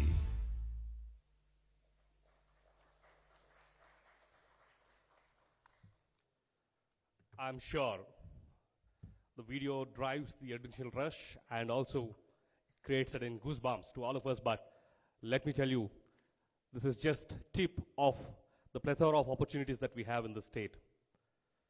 Referring to the context given by Sunita ma'am, that this is definitely a land of entrepreneurs, and we have one such entrepreneur among us whose journey is an inspiration to all of us, started from being an employee to now providing livelihood to 5,000 plus families.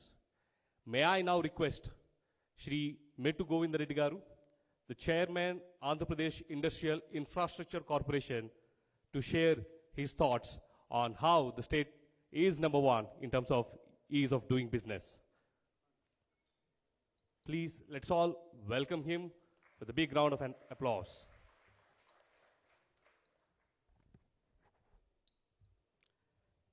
ಎಲ್ಲರಿಗೂ ನಮಸ್ಕಾರ. ಇವಾಗಲೇ ನಮ್ಮ finance bill ಹೇಳ್ತಾ ಇದ್ದೀವಿ, ನೀವು ಕನ್ನಡದಲ್ಲಿ ಮಾತಾಡಂತ ಹೇಳ್ಬಿಟ್ಟು. ನಾನು ಬಿಲಾಂಗ್ಸ್ ಟು ಬೆಂಗಳೂರು. ಒಂದು ಗಾರ್ಮೆಂಟ್ ಇಂಡಸ್ಟ್ರಿ ಇದೆ, ಒಂದು 5,000 ಎಂಪ್ಲಾಯೀಸ್ ಇದೆ ನಮ್ಮ ಹತ್ರ. ನಮ್ಮ brand is Pan America and British club garment manufactures. ನಾನು ಒಂದು ಟೈಮ್ MLA, ಒಂದು ಸಾರಿ MLC, ಇವಾಗ APC ಚೇರ್ಮನ್. ಯಾಕಂದರೆ ನಾನು ನಮ್ಮ ಸ್ಟಾರ್ಟ್ ವಿತ್ ಜರ್ನಿ ಬಳ್ಳಾರಿಯಲ್ಲಿ ಒಂದು ಗಾರ್ಮೆಂಟ್ ಫ್ಯಾಕ್ಟ್ರಿಯಲ್ಲಿ as a appointed is a boy. My salary was just 50 rupees per month. ಅಲ್ಲಿ ನಾನು ಕಸ ಗುಡಿಸ್ತಾ ಇದ್ದೆ ಫ್ಯಾಕ್ಟ್ರಿಯಲ್ಲಿ. ಅದೇ ಕಂಪ್ನಿಯಲ್ಲಿ 20 years ಜಾಬ್ ಮಾಡಿಬಿಟ್ಟು as A executive director in 88 I got the salary of 20,000 rupees. ಆಮೇಲೆ I start my own business in 93. Within short time ಎಲ್ಲ business start ಮಾಡಿದ್ಮೇಲೆ ಒಳ್ಳೆ ಡೆವಲಪ್ ಆಯಿತು. ಆಮೇಲೆ ಬಿಸ್ನೆಸ್ ತಗೊಂಡು ಸಹ ಒಳ್ಳೆ ದುಡ್ಡು ಅರ್ನ್ ಮಾಡಿದೆ, ಸಕ್ಸಸ್ ಆದ ಬಿಸ್ನೆಸ್ಸಲ್ಲಿ. ಆಮೇಲೆ ನಾನು ಸರ್ವಿಸ್ ಮಾಡ್ತಾಯಿದ್ದೆ ಊರಲ್ಲಿ ಹೋಗ್ಬಿಟ್ಟು. ನಮ್ಮ ಬ್ಯಾಕ್ವರ್ಡ್ ಏರಿಯಾ ರಾಯದುರ್ಗ ಅಂದರೆ Anantapur district very backward area of Andhra Pradesh. ಅಲ್ಲಿ ನಾನು ಸರ್ವಿಸ್ ಮಾಡ್ತಾಯಿದ್ರೆ ನಮ್ಮ ಕರೆದು MLA ಕೊಟ್ಟರು. ನಾನು ಕೇಳಿಲ್ಲ, ಸೀಟೇ ಕೇಳಿಲ್ಲ. MLA ಕೊಟ್ಟರು, MLA ಗೆದ್ದೆ. MLC ಬೇಡ ಅಂದರೆ MLC ಕೊಟ್ಟರು, MLC ಗೆದ್ದು ವಿನ್ ಆದೆ.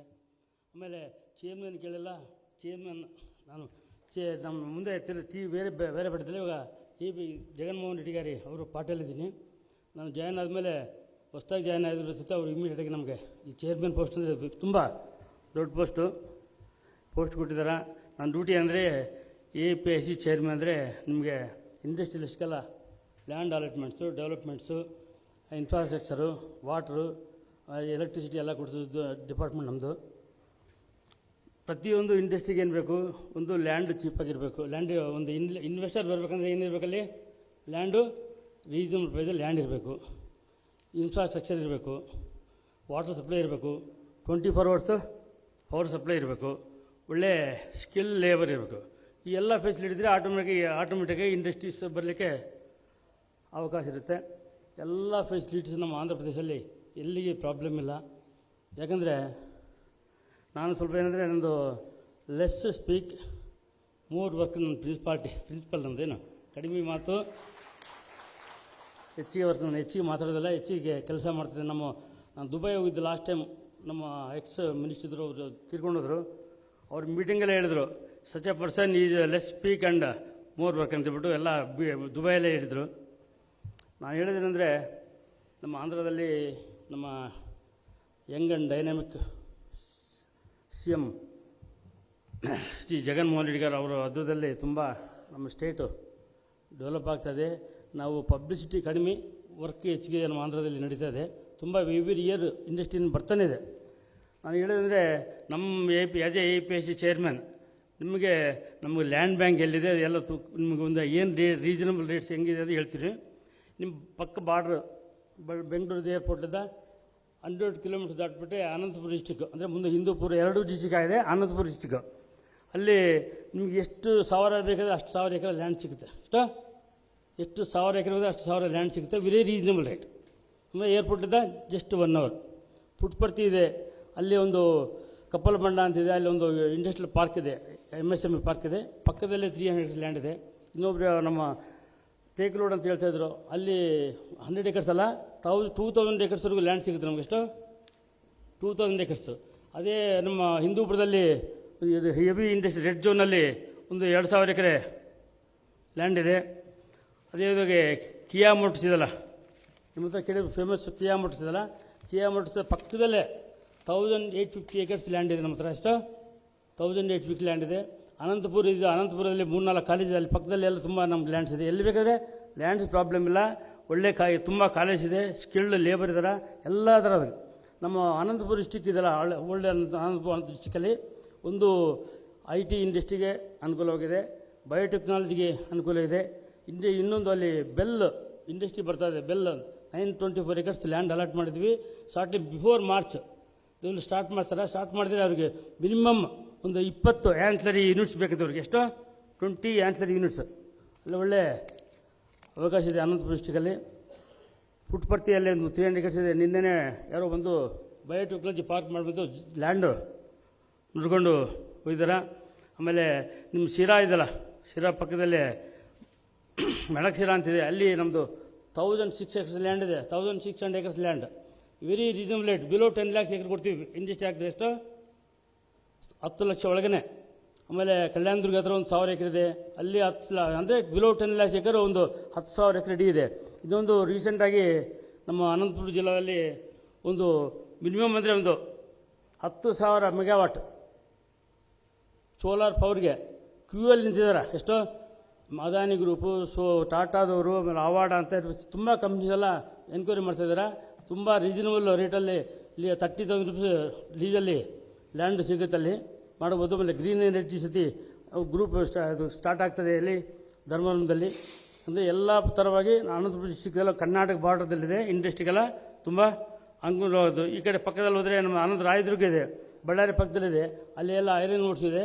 ಸ್ಟೀಲ್ ಇಂಡಸ್ಟ್ರೀಸ್ಗೆ ಅಲ್ಲಿ ಒಂದು ಸ್ಪಾಂಜರ್ ಆ್ಯಂಡ್ ಫ್ಯಾಕ್ಟ್ರೀಸ್ ಇದೆಲ್ಲ ಒಂದು 10 ಫ್ಯಾಕ್ಟ್ರಿ ಇದೆ, ಇನ್ನೂ ತುಂಬ ಅಲ್ಲಿ ಫ್ಯಾಕ್ಟ್ರಿ ಬರ್ತದೆ, ತುಂಬ ಅನುಕೂಲವಾಗಿದೆ. ಅಲ್ಲಿ ಲ್ಯಾಂಡು ಚೀಪ್ ಆಗಿದೆ. ಮೈನ್ಸು ಕರ್ನಾಟಕ ಬಾರ್ಡರ್ದಲ್ಲಿ ಆಂಧ್ರ ಎರಡಿಗೂ ಸಿಗುತ್ತೆ. ಅಲ್ಲಿ ಸ್ಪಾಂಜರ್ ಆ್ಯಂಡ್ ಯೂನಿಟ್ಸ್ಗೆ ತುಂಬ ಅನುಕೂಲವಾಗೋದು ರಾಯದುರ್ಗ, ಬಳ್ಳಾರಿ ಪಕ್ಕದಲ್ಲಿದೆ.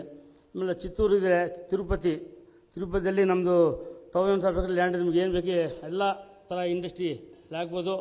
ನಮ್ಮ ಇಂಡಿಯಾದಲ್ಲಿ ಎಲ್ಲ AC ಫ್ಯಾಕ್ಟ್ರೀಸ್ ಎಲ್ಲ, ಈವನ್ ಡೈಕಿನ್ ಆಗಲಿ, ಬ್ಲೂ ಸ್ಟಾರ್ ಎಲ್ಲ ಇಂಡಸ್ಟ್ರಿ ಅಲ್ಲಿ ತಿರುಪತಿಯಲ್ಲಿದೆ. ಅಲ್ಲಿ ಎಲೆಕ್ಟ್ರಾನಿಕ್ ಕ್ಲಸ್ಟರ್ ಇದೆ. ಆಮೇಲೆ ಪಕ್ಕದಲ್ಲಿ ಕಡಪ ಇದೆ, ಬಾರ್ಡ್ರಲ್ಲಿ ಕಡಪದಲ್ಲಿ 8,000 acres ಲ್ಯಾಂಡ್ ಇದೆ ನಮ್ಮದು. ಆಲ್ರೆಡಿ ಕೆಲವು ಇಂಡಸ್ಟ್ರಿ ಬಂದಿದೆ, ಇನ್ನೂ ಬರ್ತಾ ಇದೆ. ಅಲ್ಲಿ ವಾಟರ್ ಎಲ್ಲ ಫೆಸಿಲಿಟಿ ಇದೆ. ಅದೇ ಕರ್ನೂಲು, ಬೆಂಗಳೂರು, ಹೈದರಾಬಾದ್ ಕಾರ್ಡಲ್ಲಿ ನಮ್ಮ ಅನಂತಪುರ ಆ್ಯಂಡ್ ಕರ್ನೂಲು 2 ಡಿಸ್ಟಿಕ್ ಬರುತ್ತೆ. ಕರ್ನೂಲಲ್ಲಿ 8,000 acres ಲ್ಯಾಂಡ್ ಇದೆ, 8,000 acres. ಅಲ್ಲಿ ಫಾರ್ಮಾಟ್ ಇಂಡಸ್ಟ್ರಿಗೆ ತುಂಬ ಸೂಟಬಲ್ ಪ್ಲೇಸ್ ಅಂತ ಡಿಸೈಡ್ ಮಾಡಿದ್ದಾರೆ. ನೀವು ಇಂಡಸ್ಟ್ರಿ ಇದ್ದವರು ಫಾರ್ಮ್ ಇಂಡಸ್ಟ್ರಿಗೆ ಅಲ್ಲಿ ಅಪ್ಲೈ ಮಾಡ್ಬೋದು. ನಮ್ಮ ಉಗ್ಗನ ರಾಜೇಂದ್ರ ಮಿನಿಸ್ಟರ್ ಇದಲ್ಲ, ಅವ್ರು ಕರ್ನೂಲು ಡಿಸ್ಟಿಕ್ ಅವರು, ಅವ್ರು ಬೇಕಾದರೆ ಇಂಡಸ್ಟ್ರಿ ಏನು ಬೇಕಾದರೆ ಅವ್ರಿಗೆಲ್ಲ ಫೆಸಿಲಿಟೀಸ್ ಎಲ್ಲ ಮಾಡಿಕೊಡಲಿಕ್ಕೆ ರೆಡಿ ಇದ್ದೀವಿ. ಆಮೇಲೆ ಒಂದೊಂದು ಡಿಸ್ಟಿಕ್ ಒಂದು ಸ್ಪೆಷಲ್. ನಮ್ಮದು ರಾಯಲಸೀಮೆ ಅಂದ್ರೇ ಹಾರ್ಟಿಕಲ್ಚರಲ್ ಹಬ್ ಅಂತಾರೆ. ನಮ್ಮ ಡಿಸ್ಟಿಕಲ್ಲಿ ಕಡಪ, ಕರ್ನೂಲು, ಅನಂತಪುರ, ಚಿತ್ತೂರು ಡಿಸ್ಟಿಕಲ್ಲಿ ಎಲ್ಲ ಥರದ ಫ್ರೂಟ್ಸು, ಇಂಡಿಯಾದಲ್ಲಿ ಬೆಸ್ಟ್ ಫ್ರೂಟ್ಸ್ ಸಿಗುತ್ತೆ ಎಲ್ಲಂದರೆ ಈ ರಾಯಲಸೀಮಲ್ಲಿ ಸಿಗುತ್ತೆ. ಇವೆಲ್ಲ ಫ್ರೂಟ್ ಇಂಡಸ್ಟ್ರಿ, ಫುಡ್ ಇಂಡಸ್ಟ್ರಿ, ಆಮೇಲೆ ಮಿಲ್ಲೆಟ್ಸ್ ಎಲ್ಲ ತುಂಬ ಐಟಮ್, ಗ್ರೌಂಡ್ ನಟ್ ಇದೆಲ್ಲ ಇಂಡಿಯಾದಲ್ಲಿ ಸೆಕೆಂಡ್ ಹೈಯೆಸ್ಟ್ ಗ್ರೋಯಿಂಗ್ ನಮ್ಮ ಅನಂತಪುರ ಡಿಸ್ಟಿಕ್ಕು. ಎಲ್ಲ ಐಟಮ್ ಸಿಗುತ್ತೆ. ಫುಡ್ಡು ಪ್ರೊಸೆಸಿಂಗ್ ಯೂನಿಟ್ ಅಲ್ಲಿ ಫ್ರೂಟ್ ಜ್ಯೂಸು ಫ್ಯಾಕ್ಟ್ರಿ ಆಗಲಿ ಮಾಡಲಿಕ್ಕೆ ಒಳ್ಳೆ ಅನುಕೂಲ ಇದೆ. ಆಮೇಲೆ ಈಸ್ಟ್ ವೆಸ್ಟ್ ಗೋದಾವರಿ ಹೇಳ್ತಾ ಗೊತ್ತಲ್ಲ, ಅಲ್ಲೆಲ್ಲ ಆಕ್ವಾ ಕಲ್ಚರ್ಗೆ ಅಲ್ಲಿ ಆಕ್ವಾಗೆ ತುಂಬ ಉಪಯೋಗ ಇದೆ. 900 ಕಿಲೋಮೀಟರ್ಸ್ ಅಬೌವ್ ಸೀ ಪೋರ್ಟ್ ಇದೆ ನಮಗೆ, ಅದು ಅನುಕೂಲ ಆಗಿದೆ. ಆಮೇಲೆ ವಿಶಾಖಪಟ್ಟಣಂನಲ್ಲಿ ತುಂಬ ಲ್ಯಾಂಡ್ಸ್ ಇದೆ, ಅಲ್ಲಿ ಫಾರ್ಮಾ ತುಂಬ ಇಂಟ್ರೆಸ್ಟ್ ತುಂಬ ಇದೆ, ಇನ್ನೂ ಪ್ಲೇಸ್ ಇದೆ, ಅಲ್ಲಿ ಬೇಕಾದರೆ ಅಲ್ಲಿ ಹಾಕ್ಬೋದು. ಅಂದರೆ ಎಲ್ಲ ತರಹದ ಅನುಕೂಲಗಳು ನಮ್ಮ ಆಂಧ್ರ ಪ್ರದೇಶದಲ್ಲಿ ಅನುಕೂಲವಾಗುವ ವಾತಾವರಣ ಇದೆ. ಅದಕ್ಕೆ ಪಾಸಿಟಿವ್ ನಮ್ಮ CM ಜಗನ್ಮೋಹನ್ ರೆಡ್ಡಿ garu ಎಲ್ಲ ತರಹದ ಇಂಡಸ್ಟ್ರಿಗೆ ಫುಲ್ ಸಪೋರ್ಟ್ ನೀಡಿದ್ದೀವಿ. ನಿಮ್ಗೆ ಏನು ಬೇಕಾದ್ದು ಲೇಬರ್ ಆಗಲಿ, ಲ್ಯಾಂಡ್ ಆಗಲಿ, ಪವರ್ ಆಗಲಿ, ವಾಟರ್ ಸಪ್ಲೈ ಆಗಲಿ ಇಮಿಡಿಯೇಟ್ ಕೊಟ್ಬಿಟ್ಟು ನಿಮ್ಗೆ ಎಲ್ಲ ಥರದ ಫೆಸಿಲಿಟಿ ಕೊಟ್ಟು ವಿತಿನ್ನು ಅಂದರೆ 21 ಡೇಸಲ್ಲಿ ಸಿಂಗಲ್ ವಿಂಡೋದಲ್ಲಿ 21 ಡೇಸಲ್ಲಿ ಎಲ್ಲ ಫೆಸಿಲಿಟೀಸ್ ಅನುಕೂಲ ಮಾಡಿಕೊಟ್ಟು ನಿಮಗೆ ಮಾಡೋಕ್ಕೆ ಎಲ್ಲ ರೆಡಿ ದಸೋಲಿಗೆ ಎಲ್ಲ ನಾವೆಲ್ಲ ಏನು ಅವರಂಗೆ ಪ್ರಿಪೇರ್ ಮಾಡ್ಕೊಂಡು ಏನು ಬಂದಿಲ್ಲ, ಜಸ್ಟ್ ಓಪನ್ ಆಗಿ ಮಾತಾಡ್ತಾ ಇದ್ದೀನಿ. ನಿಮಗೆಲ್ಲ Andhra Pradesh one of the best place in India ಅಂತ ಹೇಳ್ಬೋದು ನಾನು. ಹಾಗಾಗಿ ನೀವೆಲ್ಲ ದಯವಿಟ್ಟು ನಮಗೆ ಸಹಕರಿಸಿ. ಆಂಧ್ರ ಪ್ರದೇಶದಲ್ಲಿ ನಮಗೆ ಮಾರ್ಚ್ 3, 4 ಇಂಡಸ್ಟ್ರಿಯಲ್ ಸಮ್ಮಿಟ್ ಇದೆ, ನೀವೆಲ್ಲ ಬಂದು ವಿಸಿಟ್ ಮಾಡಿ ಆದಷ್ಟು ಮಟ್ಟಿಗೆ MOU ಮಾಡಿಸ್ಕೊಂಡು ಏನೋ ನಿಮಗೆ ಅಂದರೆ ಡಬಲ್ ಬೆನಿಫಿಟ್ ಅಂದರೆ ನಿಮಗೂ ಅನುಕೂಲ ಆಗುತ್ತೆ, ನಮ್ಮ ಸ್ಟೇಟ್ಗೂ ಅನುಕೂಲ ಆಗುತ್ತೆ. ನೀವೆಲ್ಲ ಕೋಆಪ್ರೇಟ್ ಮಾಡೋದು ಆಶಿಸ್ತು. ಎಲ್ಲರಿಗೂ ಧನ್ಯವಾದ ತಿಳಿಸೋ. ನಮಸ್ಕಾರ.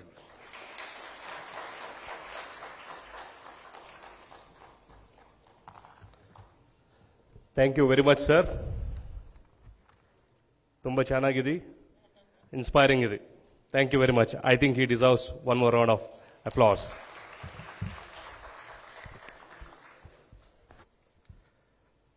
While it is one thing to be ranked as number one in terms of ease of doing business, it takes immense efforts and consistency to be consistently ranked number one for the last 3 years in terms of ease of doing business. And that's the state of Andhra Pradesh for you. And not just that, the state is also awarded the Top Achiever Award in Logistics Ease as per the Leeds 2022 report. We know that we still have a great way to go. And at this point of time, may I take the privilege and honor of inviting the young and dynamic Honorable Minister for Industries, Infrastructure, Investment and Commerce, IT, Handlooms and Textiles, Shri Gudivada Amarnath garu, to take us through the state of Andhra Pradesh and its industry-friendly nature. Let's all welcome him with a big round of applause. Thank you, Rajiv.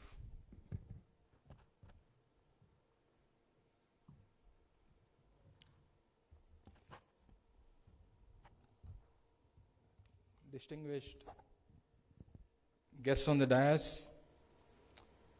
Honorable Minister for Finance and Planning, Skill Development, Sri Buggana Rajendranath Reddy garu,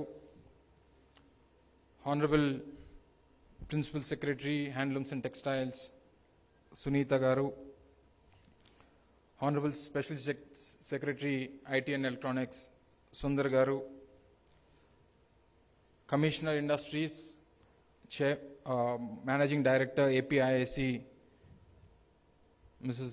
Srijna Gumala garu, Chairman APIAC, Govind Reddy garu, CI President Karnataka Arjun Ranga garu, Maritime Board Deputy CEO Commander Ravindranath Reddy garu,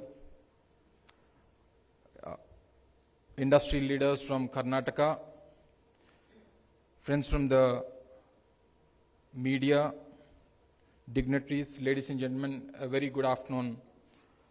And we warmly welcome you on behalf of the government of Andhra Pradesh for this run-up meet, which is going to happen in Visakhapatnam on March 3rd and 4th, which we call it as the Global Investment Summit.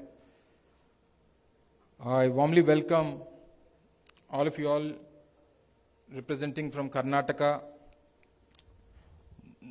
the beautiful city of Bangalore.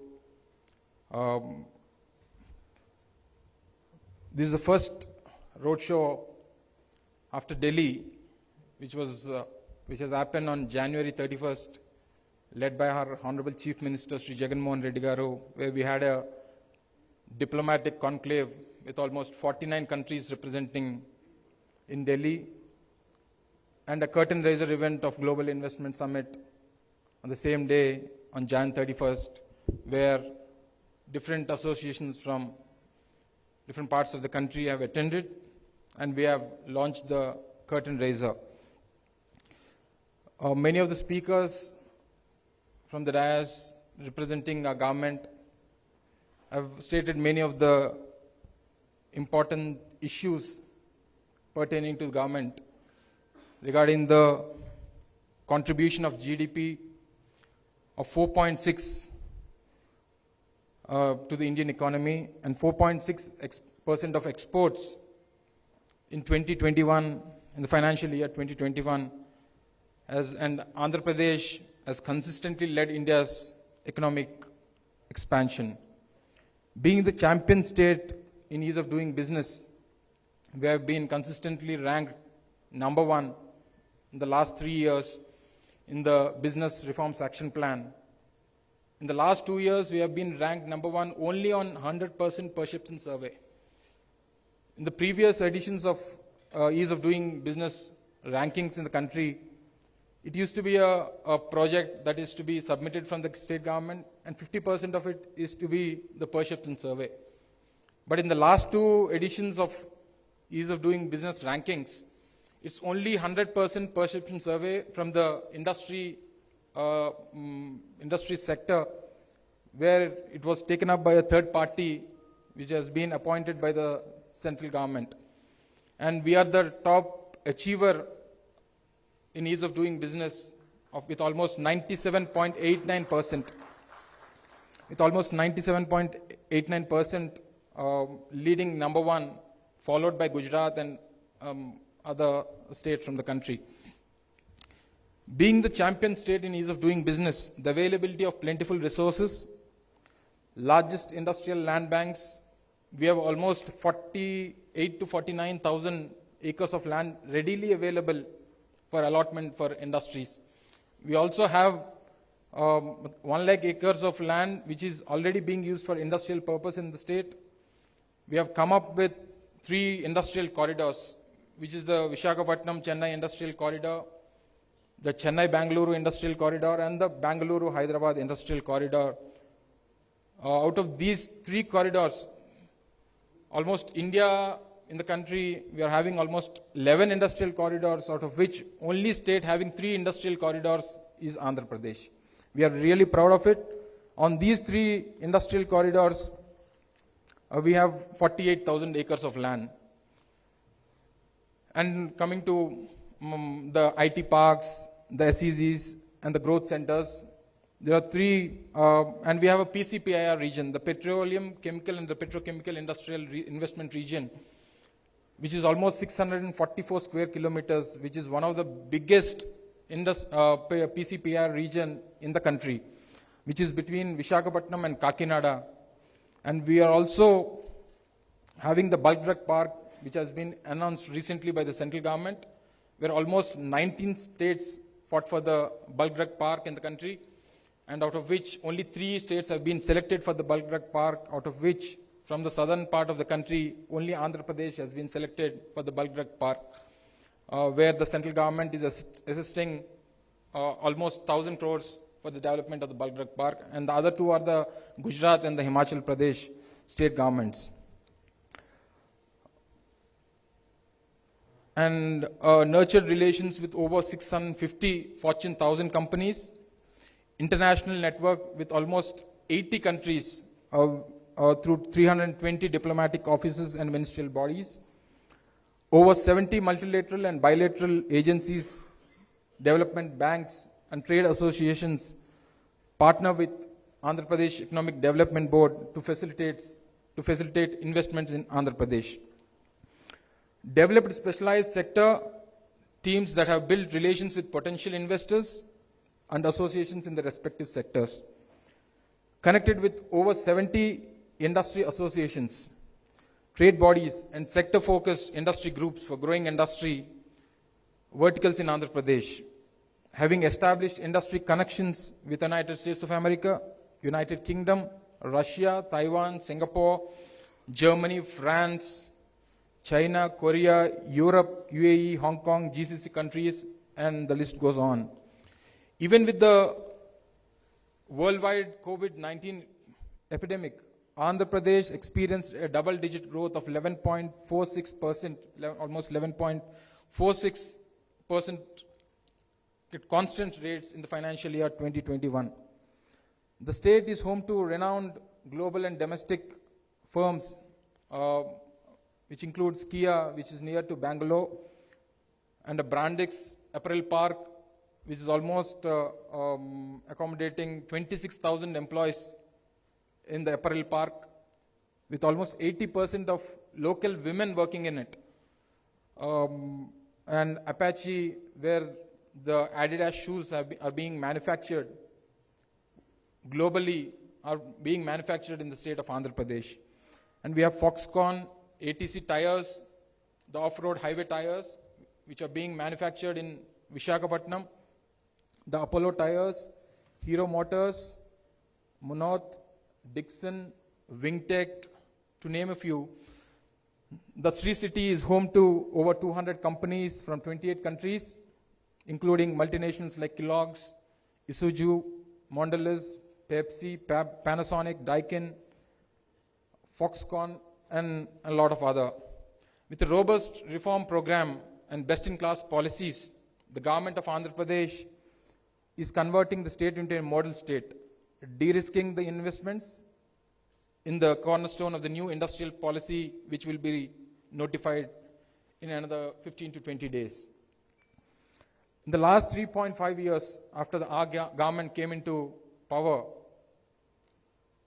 the state has approved investments to the tune of 1.9 lakh crores that would go on to create employment for almost 1 lakh people in the state. At the moment, 89 large projects are under implementation with a total investment of 2.2 lakh crores with potential to create employment of almost 30,000 people. We take great pride in ensuring a business conducive environment in the state. As I've just mentioned earlier, our state has been consistently has been ranked first in the country under ease of doing business. This is truly a strong testimony to our streamlined business processes with paramount importance given to credibility and reliability. Further, we have proactively reduced 359 burdensome compliances for business services, reduced service delivery time, repealed obsolete and redundant acts. Endowed with a coastline, as the previous speakers have mentioned, our state is blessed with a 974 kilometer of coastline, which is the second largest in the country, located on the eastern coast. Andhra Pradesh is leveraging its inherent maritime advantage to the development of 4 new seaports and 9 fishing harbors, where the Maritime Board is spending around $2 billion, which is almost 16,000 crores on maritime, through Maritime Board, for building 4 new ports. With the existing 6 new ports, it will become almost 10 ports in the state and 9 fishing harbors. Exports from Andhra Pradesh stand at almost $19.3 billion, accounting for 4.8% of country's total export. Once new ports are ready, exports from Andhra Pradesh will go up to 10%. As Rajiv just mentioned, the Leeds 2022 report published by the Ministry of Commerce and Industry that measures logistics ease across the different states identifies Andhra Pradesh to be the top achiever in logistics ease, a stronger enabler that is alluring global investors to build port-based manufacturing units. The state has also invested in its energy and industrial water infrastructure, making it possible to offer the same at affordable prices to the industry. Given long-standing presence of industrial activity in the state, Andhra Pradesh is home to numerous sectoral clusters such as automotive, pharmaceuticals, textiles, food processing that help provide large pool of skilled youth. We are also the only state, I've just mentioned, the three corridors, the three big industrial corridors. Our vision of economic development in the state is centered on balancing growth across regions of the state, promoting a risk-free business environment, sustainable industrial development, and enabling large-scale job creation. We also envision our youth getting skilled in the latest technologies to contribute to building world-class products. We believe that our talented human capital will enable economic development, which will further fuel social development and lead to improvement in quality of life. To add to the above, our strategy of industrial development is also focused on leveraging our natural advantages such as long coastline, availability of quality water and power, and excellent multimodal connectivity. Furthermore, we are not only focused on ease of doing business, but also at low cost of doing business. We strongly believe reducing time to start a business will have significant impact on the manufacturer's profitability. The state is building numerous plug-and-play facilities which will have ready-built factory sheds with quality power and water supply and help speed up setting up manufacturing units. We also aim to enable our MSMEs integrate into the global value chain by way of creating a pool of resources to provide latest market research, a sales support, retaining investor reach out, and business enablement. We plan to train our MSMEs to pursue new business opportunities and trade with all parts of the world and integrate with a seamless global supply chain. And to the hand-holding of the MSMEs during the COVID period, we had a MSME restart package where the state government, under the dynamic leadership of Sri Jagan Mohan Reddy garu, we have given support of almost 970 crore rupees to the MSMEs. And in the recent last 2 years, we have given incentives of almost 2,800 crores to all the business, all the industrialists who are affected in the COVID period. And coming to IT, as Mr. Sundar just mentioned, regarding the IT parks, regarding the IT activity that is being happened in the state of Andhra Pradesh, the 2 locations which are Visakhapatnam and Tirupati, and 1 at Vijayawada. And we are mainly focusing on Visakhapatnam, where we are promoting Visakhapatnam as a beach IT destination with environment where, anyways, when you're coming down to the Global Investment Summit to Visakhapatnam, you can just have a look at the IT says in Visakhapatnam, which are on the top of the hills, just adjacent to the coastline.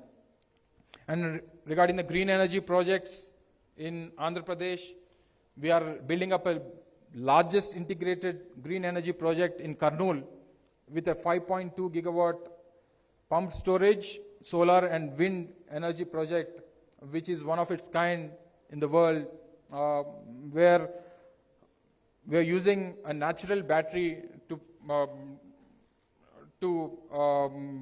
manufacture power and we have almost other 29 locations for these pump storage projects in the state, where we are focusing on the renewable energy and we are focusing at the decarbonized economy. Andhra Pradesh, as a well-established and diverse industrial base and geographically positioned to establish port-led industrialization. Therefore, I take pride in showcasing Andhra Pradesh as the most attractive hub of global investments. The Andhra Pradesh Global Investors Summit 2023, scheduled on March 3rd and 4th, is in the enterprising city, the city of destiny, Visakhapatnam, aims to showcase the state's strengths and the plethora of available opportunities and serve as a platform to forge strong collaborations with business partners. I would like to invite all the industrialists from Karnataka and personally request all of you to participate in the Global Investment Summit in Visakhapatnam. And you know, under the leadership of Sri Y.S. Jagan Mohan Reddy garu, which is a stable government with biggest advantages of the state, Andhra Pradesh is building an ecosystem that is both inclusive and empowering. It is one of the fastest growing states in the country and holds a strong promise for a very bright future. I look forward to meeting you all in Visakhapatnam on 3rd and 4th March in Andhra Pradesh, Visakhapatnam. Thank you. Jai Hind.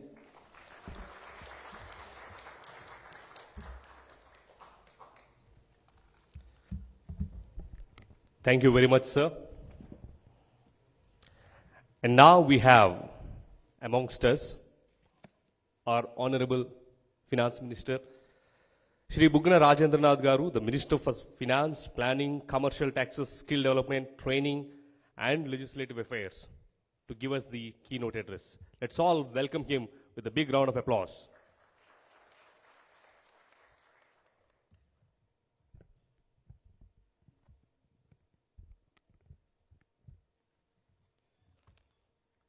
My colleague Minister, Shri Gudivada Amarnath Garu, Minister for Industries, Infrastructure, Investment and Information Technology, Srimati Sunita Garu, Principal Secretary, Handlooms and Textiles, Shri Sundar Garu, Special Secretary, IT and Electronics, Srimati Srijana Garu, Director of Industries, Shri Sridhar Reddy Garu, CEO, AP Food Processing Society, Lieutenant Commander Ravindranath Reddy Garu, Deputy CEO, AP Maritime Board, and industry leaders, friends from the media, ladies and gentlemen, industry leaders mainly from Bangalore and Karnataka. And last but not the least, in fact, the one person who has actually given us so much of basic fundamentals, Shri Mettu Govind Reddy Garu, the Managing Director of APIIC. Morning to all of you. In fact, there is nothing like hearing an entrepreneur, and that too, the first generation entrepreneur speak. See, all this set of papers and all will be of not much value when a person like Mr. Govind Reddy speaks. Interesting story of how he started his career as a small boy from a tailoring institute or tailoring shop, I would say, in Ballari, all the way to employing thousands of people. The basic facts and fundamentals he has given us today is that there's a whole lot of opportunity right across the border.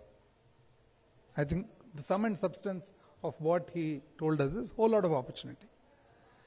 If we look at certain cities that have grown to have become industrial cities, both in size and having various types of industries. Chennai, a port. Calcutta, a port in the old British times. Mumbai, again a port. Bangalore and Hyderabad, they have a uniqueness in them. Bangalore, I think we can attribute it to the cosmopolitan nature, the accommodative nature. It's one of the true cosmopolitan cities, I would say, this country has. So is Hyderabad. Similarly, Hyderabad, we have a whole lot of land, and successive governments in Hyderabad, in the combined state, have established all their central government organizations and industries in one place, one location, that is Hyderabad. What enabled that was, one, the location, and number two, the vast amount of land that was available to set up industrial parks and industries. So normally in a place where you have rich, fertile lands, a lot of agricultural activity, it's not very conducive to growth of industry. Hyderabad was not that. So you have IDPL, lot of scientists who worked in the Indian drugs and pharmaceuticals once it was shut down, they set up their own industries. That is the reason that Hyderabad has become a pharmaceutical hub in this country now. So same is the defense You have various defense organizations and manufacturing units in Hyderabad. So you look at Bangalore. In Bangalore again, you have certain first movers and people like Wipro, people like Biocon and various other industrial houses that have gained repute not just in the country but internationally. So they and various other industries that came up in the industrial estates, because 20-25 years ago I traveled quite a lot, Pina Estate and all these estates around. I used to manufacture hydrated lime. So in order to supply hydrated lime to industries and the granite polishing industries, we had Pacific granites in the Nelamangala area. Then we had a few other granite areas in some of these industrial estates on Hosur Road. So I used to notice that there are generally 1 or 2 anchor units and then everything builds up around that. After a point, all these big cities, they gain momentum, and at some point of time and size, then it is not that conducive as it started before. Now you look at Bangalore. I think 100-150 kilometers all around Bangalore, there is industry and there is urbanization, and then this huge cost of setting up anything. So what Mr. Govind Reddy told us is just across the border. Because Penugonda, just across the border to Bangalore airport, I think will be faster than where we are sitting now to Bangalore airport. I think so. So the Rayalaseema area, you have vast amount of land and the huge amount of industrial areas that MD APIC as well as our Honorable Minister just told us. Thousands of acres of land in the form of industrial estates. Now look at this. There are 3 corridors. I think AP probably is the only state that has 3 corridors. We have the Vizag-Chennai Industrial Corridor, we have the Bangalore-Chennai Industrial Corridor, and we have the Hyderabad-Bangalore Industrial Corridor. Now I'll just give you an example of the Bangalore-Hyderabad Industrial Corridor. So you have the Orvakal node. So Orvakal node is located in Kurnool district, which our Honorable Minister just now. This is just an example of the opportunity that is there in Andhra. So you have about 9,000 acres of land, and you have assured water supply in the form of water being lifted from the backwaters of the Srisalam project. And then you have state-of-art infrastructure that is being provided because it is a new estate. You have an airport, probably it will be one of the few industrial estates where you have an airport right in the center. It's commenced very recently in the COVID times, and we have a flight operational from Bangalore to Kurnool, in fact. So this is the sort. Now somebody wants to set up pharmaceutical industry. Where here can we set up a pharmaceutical industry? Somebody wants to set up some light engineering and manufacturing. Somebody wants to set up something to do with steel, which is slightly, a little on maybe safe, but safe pollution side. So where can you set up such industries? Such industries can be set up only in areas which are vast, very vast, and we cannot have standalone. So the sum and substance of Mr. Govind Reddy's speech was, there's a huge, abundant opportunity over there. So why don't you come down? Now, next comes the cultural aspect. Not much of difference, see, whether it is this side of the border or that side of the border. I think all of us, we all speak Kannada, you all speak Telugu. So not much of a difference, whether it is the area or the geographic aspects or the climatic aspects or the language or including the script, more or less the same. So that makes it all the more comfortable for people, for industrialists who have now settled down in Bangalore, and since Bangalore has become so big that the peripheries of Bangalore city is almost Andhra border. Now, for example, I have to apologize for coming late. The reason for me coming late is I landed on time, I should have been here on time. Because of the aero show that is there in Bangalore, we had to take a detour. And then it took me almost an hour, a delay of an hour, which is quite common, not only in Bangalore, in most of the big cities.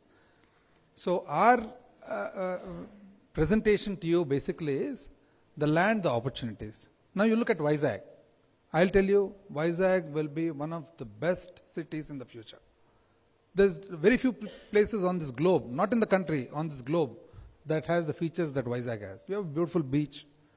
You have a place. Vizag basically is completely cosmopolitan in nature. We have the RINL, the Rashtriya Ispat Nigam, the Vizag Steel Plant. We have the Hindustan Shipyard. We have the Eastern Naval Command. We have the petrochemical complex. So you have people from all over the country who are already settled in Vizag. Just like Bangalore, very accommodative. Just like Hyderabad, very accommodative. Normally a city that has a population majorly consisting of natives is not that what you call encouraging or that it does not welcome that much people from elsewhere. But a city that is cosmopolitan in nature, normally what happens is everybody feels, for example, somebody comes to Bangalore, nobody feels they're an outsider here. Somebody comes to Hyderabad, nobody feels they're an outsider. Somebody goes to Mumbai, nobody feels they're an outsider. Somebody goes to Delhi, nobody feels they're an outsider. That might not be the case with Calcutta. So Vizag is such a city. Our minister just explained to us the opportunities that are there in Vizag, especially on IT, textile, and then the coastline that is there. You've seen in the presentation as well as in the video. See, Andhra, the coastline of Andhra with the huge number of ports that are being constructed and our chief minister's particular interest in developing the industrial base. And here again you have to look at the people who are actually heading the state and the policy. Now you look at our chief minister, young, dynamic, he understands industry. You look at the people sitting over here. You have a young industries minister. You have a person as the MD of the APIIC who actually, we heard him speak from where he came and how he came up, first generation entrepreneur. You have a set of officers who are experienced, and you also have an officer in the form of director who is young. So this mix of people and experiences also is a testimony to the vision that Andhra has for industry. At the time of reorganization of the state, Andhra became primarily an agrarian state because most of the industry was established in Hyderabad. So post that, now it is the endeavor and the vision of Andhra and our chief minister to make Andhra grow and to also provide opportunities. So in order to make ourselves grow, automatically any state that would want, any state, any city that would want to grow will be all out. They'll come all out to encourage and to invite. So here, regarding the ease of doing business, I think you're all aware that 3 years in a row. And we also take great pride in consistently being ranked number 1. And the path that our chief minister has actually chosen for the growth and development, this has commitment, credibility, transparency and trust. So there's commitment, there's credibility, there's transparency and trust. And the focus is on sustainable development and high economic growth. And our government has invested quite heavily on education and healthcare, housing, social welfare, skill development, etc., which is what is the base for industry to grow. So the infrastructure, normally for an industry to grow, we look at infrastructure in the form of water supply, power, 24 hours power, water, etc. But what about the skill for? The skill, and the Andhra people normally, which I think everybody in Bengaluru will be aware, it is almost like the Telugu diaspora that is there everywhere, internationally and nationally.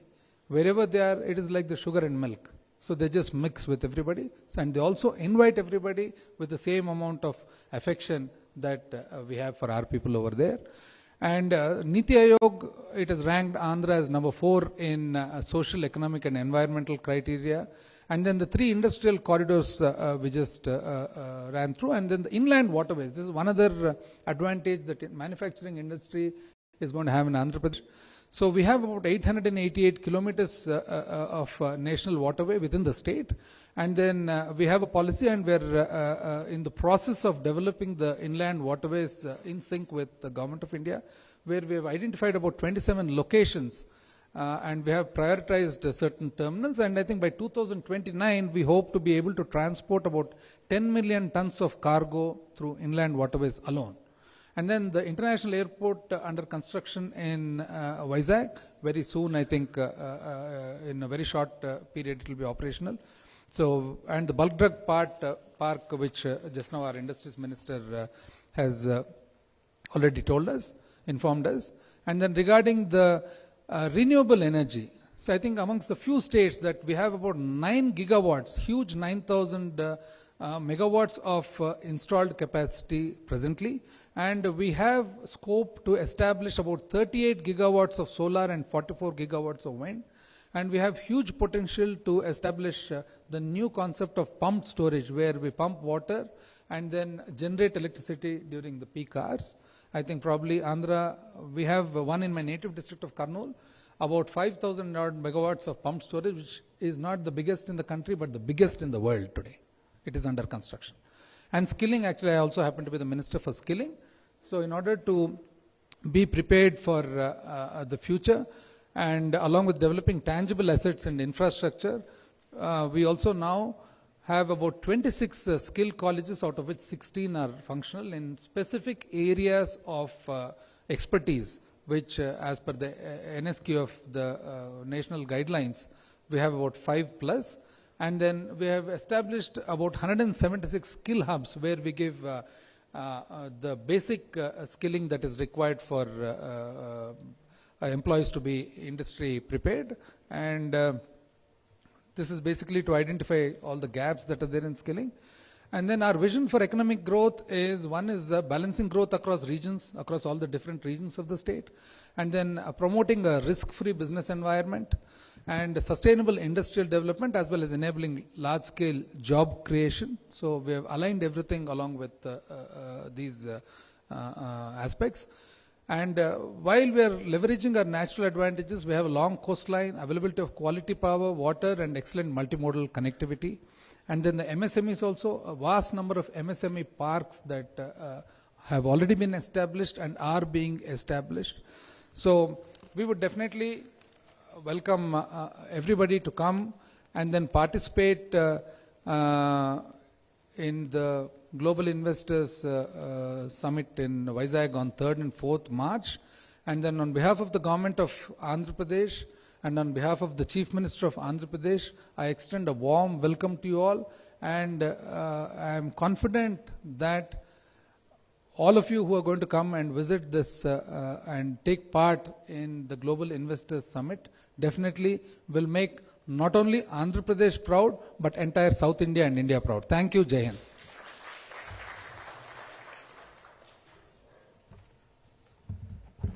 Thank you very much, sir, for bringing a holistic overview by also building up the intricacies of the culture and then the relations that we have. For the paucity of time, we now allow 2 to 3 questions from the audience. The ushers are there with the mics. If at all you intend to interact and then ask, kindly raise your hands and we will bring the mics to you.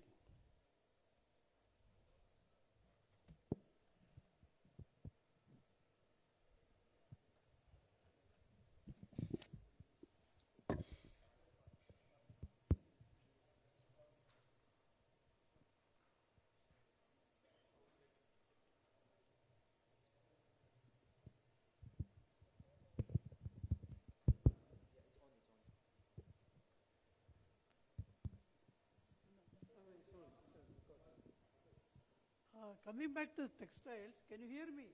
Yes, sir. Yes. I was looking for some information on jute and sisal.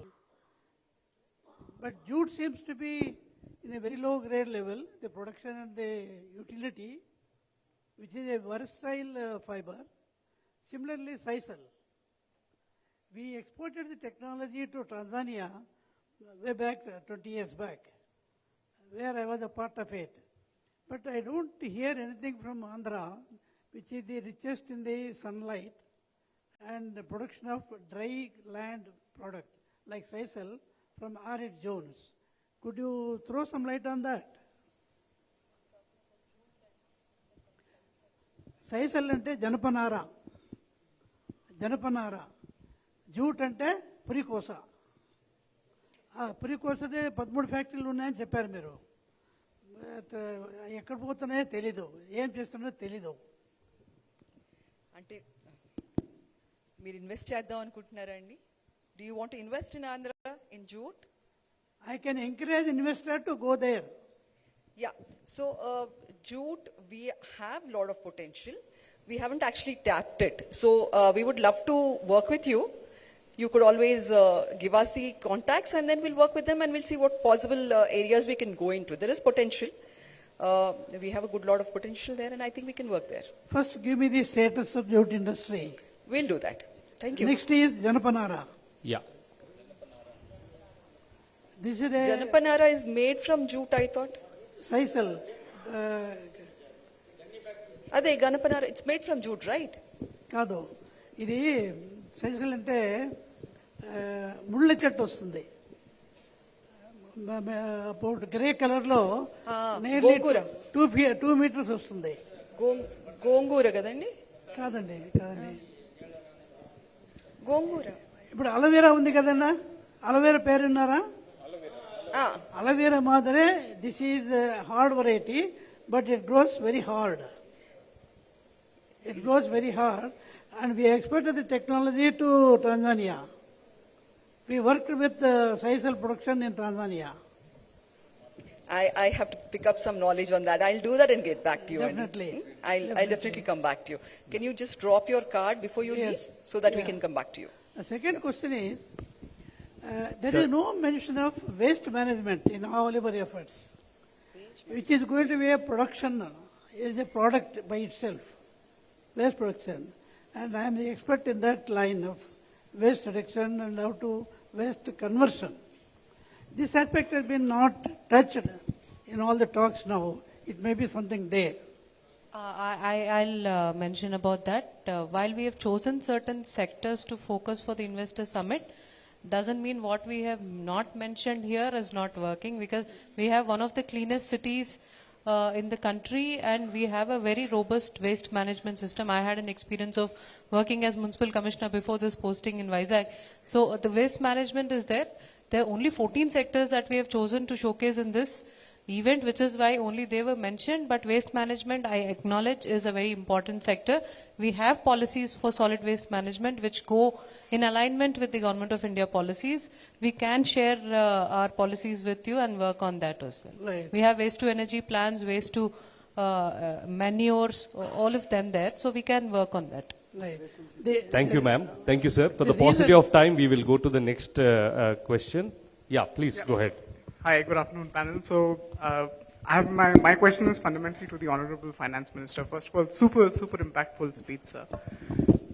What I think I was trying to kind of get and maybe understand is what is the differentiating factor that you have in mind for Vizag? Like, for example, you took an example or maybe a lot of examples for Bangalore or Hyderabad or Bombay.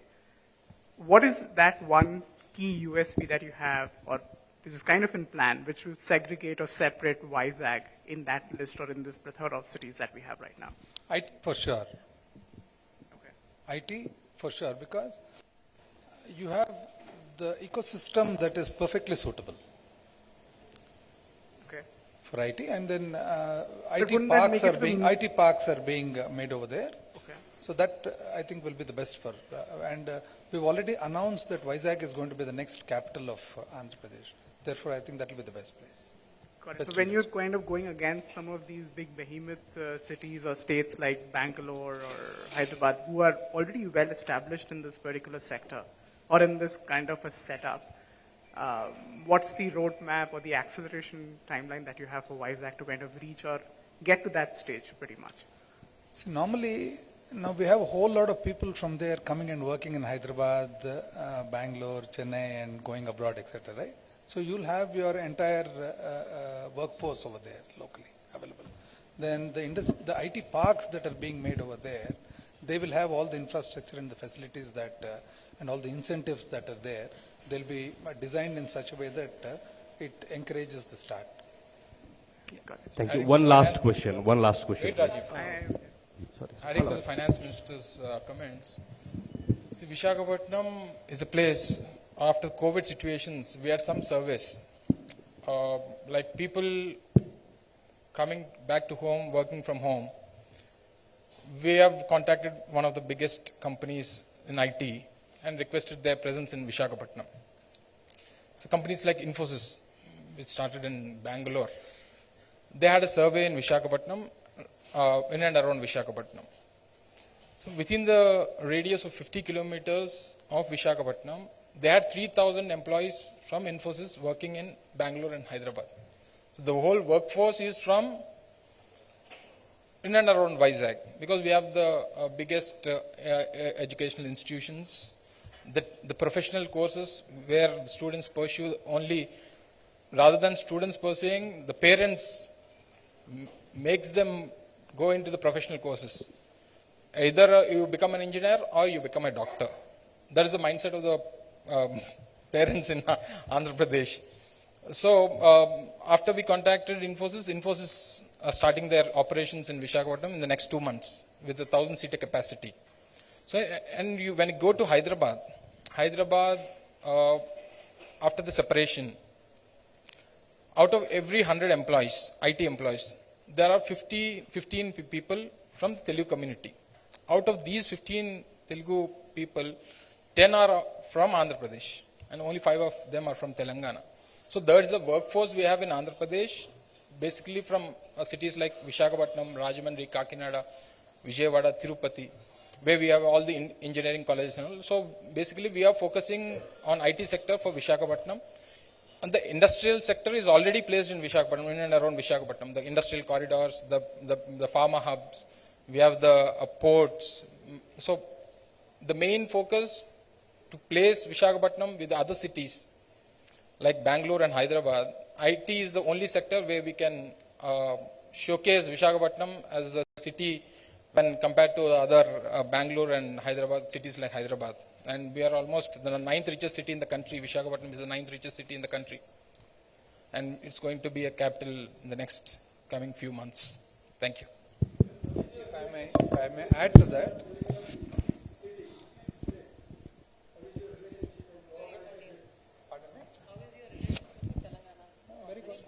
Very cordial relationship. It's like government to government relationship. Hi.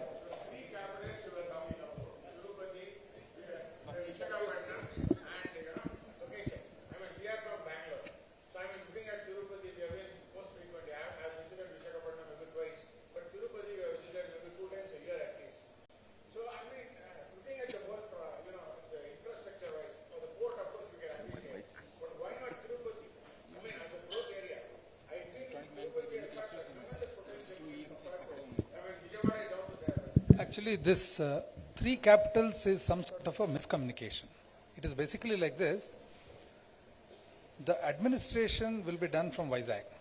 So why we have chosen Vizag as the administrative capital is, in the present state of Andhra Pradesh, post-reorganization, that is the place that is best suited with the existing infrastructure, and also the best place, the place that is best suited for furthering growth, both ways.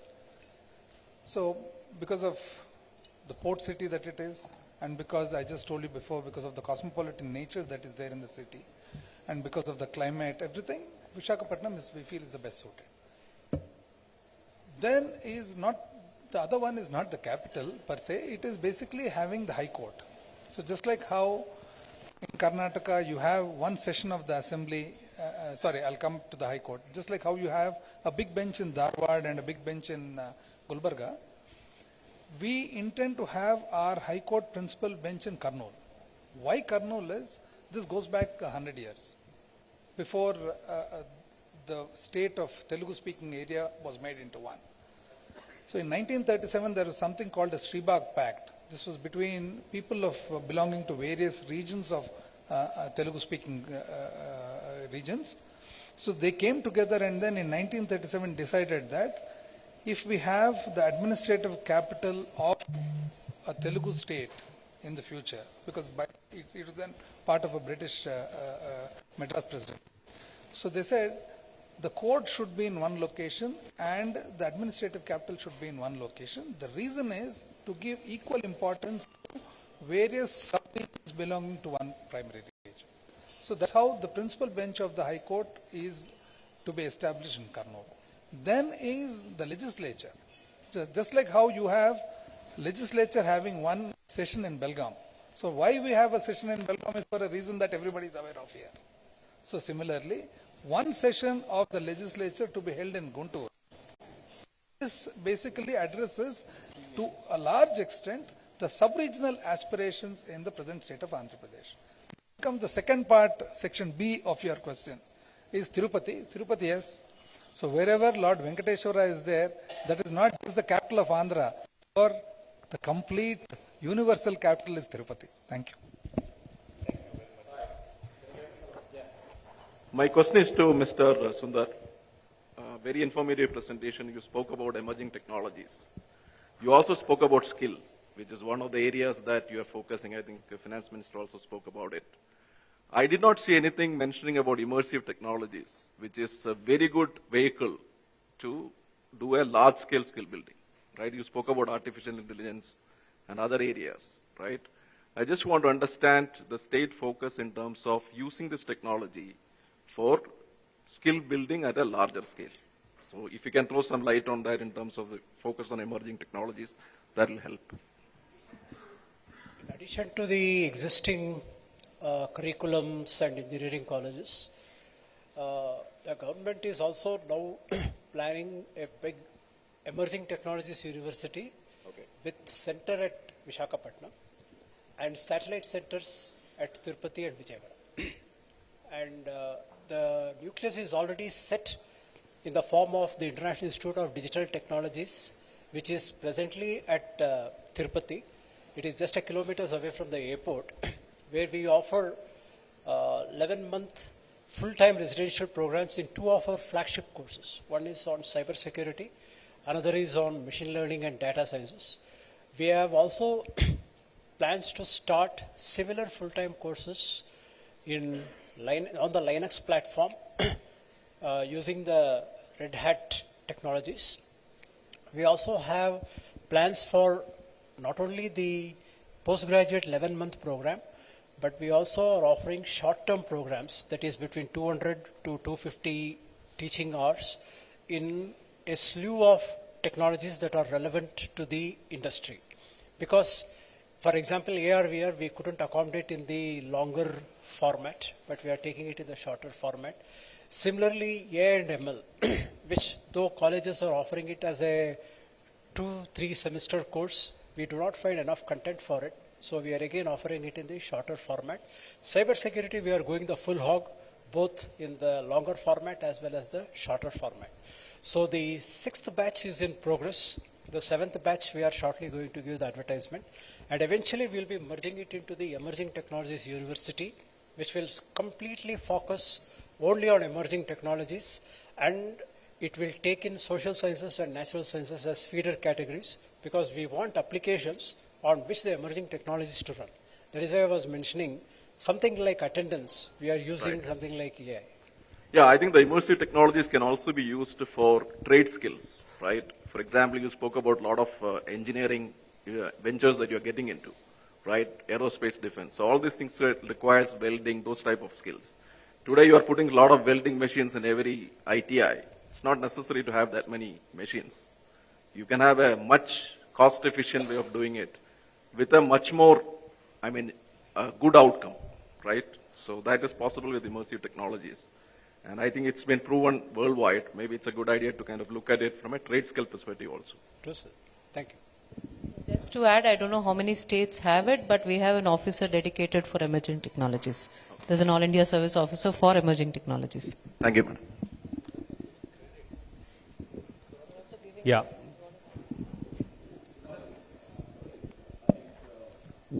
Reflection of ease of doing business I can see in Andhra Pradesh. The reason is I'm originally from Andhra Pradesh. I came to Bangalore for opportunities almost 3 decades back, and I'm interacting with the present the minister as well as Amarnath Garu as well as Mettu Govinda Reddy Garu. I visited a couple of times your capital Amaravati, and we done a lot of skill initiatives also with Sri Challa Madhusudan Reddy.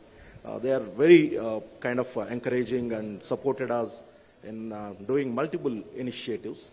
I think definitely people from Karnataka, especially from Bangalore, I think it is a great opportunity to look at Andhra Pradesh for the investment, for the expansion. The reason is, one is, as you rightly told, Minister Sir, that we can easily reach the border than coming to the city. And the land price and the way, you are doing the process in a transparent way, allotting the things.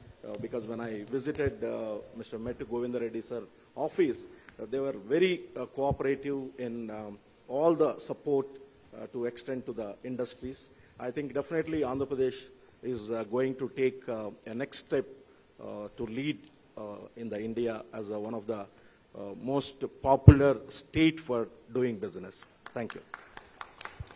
Yeah. So thank you very much for your wonderful questions. Now, may I request Dr. Srijna Gumala, IAS ma'am, to... Okay, one last question, please. Sir, important. Good afternoon to the delegates and the young dynamic Minister Amarnath Garu and Finance Minister from Rayalaseema, the poor in Andhra Pradesh. Rayalaseema is the industry is not developed because of neighboring big cities like Bangalore and Chennai was available. Third thing, many of the public sector has invested or collaborated everything in Hyderabad, which is now part of Telangana. Now we have separate state, Andhra Pradesh, as we are all discussing about Amaravati, Vizag and EMC Square at Kadapa. May I request the Finance Minister as well as IT Minister, please consider Rayalaseema as a special industry development clusters, because 40 to 50% of the laborers working in Bangalore city are from Rayalaseema. In the month of January to February or May, to especially Kurnool district has been migrated villages to the other parts of the India, for Kerala or Bombay like that. The cabinet of Andhra Pradesh and many of the chief ministers from Rayalaseema are ruling the state from the decades. Unfortunately or fortunately, there is no economic prosperous for the people of Rayalaseema, which has close to 1.8 crores population. The cabinet should take special SEZs like Sri City, the most successful in Rayalaseema, the border of Nellore district as well as Chennai port. The similar way, any such type of special states will come to Rayalaseema, the migration, the labor workforce in the Bangalore, working in the cities from Anantapur, Govinda Reddy sir success story, really inspiration. Many of the people are cleaning the roads in Bangalore city are from Anantapur district people. So my request to the well-educated, both are from engineering graduates, IT minister as well as the finance minister. I am not from bringing the Rayalaseema area, but I am talking to cab drivers, workers, every person, 40% of the people from Rayalaseema. My special sincere request to the honorable ministers, and both are young, dynamic, and future of next successive governments. You are also become ministers. You have the chance to showcase you done like that. Today, the Infosys has created the landmark because of Texas Instrument. 1980s, they came to Bangalore. Today, entire IT is looking Bangalore because of the policies implemented in Bangalore. There are so many entrepreneurs from North India established unicorns. Out of the 40 unicorns in the Bangalore city, are 88% are from the North Indians. So that is the ecosystem. Wherever we create the ecosystem, that is not an individual can create. The cabinet should create the policies and develop. At the same time, again, it is for the IT minister. Uttarandhra is also like that. Uttarandhra is also like that. People from Srikakulam, Vijayanagaram are really underprivileged. So these two areas in Andhra Pradesh need special policies and special incentives to develop industry policies. Thank you for your great time. Welcome to Bangalore. And we are also come to Vizag to showcase the potential. Thank you. I don't need a mic. I will keep it short. So firstly, I'd like to congratulate the government of Andhra Pradesh. I think it's a wonderful initiative, and everybody has been very clear to the business, to the point. So very good presentations. Thank you so much for that. Big round of applause from everyone. The question is, around the IT services. There's always a skill gap, right? There's always a gap between what the job requires, what the industry requires, and what gets produced. And all of us try to do our best. Now, I have not seen anything around, around knowledge hubs. For example, Gift City, in Gujarat is beginning to do well. IT, there's a lot of activity that's happening around fintech, right? So is there any plans to set up knowledge hubs within the state? I'm also married to my lovely wife who's from Visakhapatnam. I also try to do some agriculture in Vizag. So I know the potential that's there in Vizag. So the question to any of the honorable ministers is, any plans for knowledge hubs within the Andhra state? Tirupati, Vizag, Vijayawada, all the places you've got phenomenal talent. Thank you.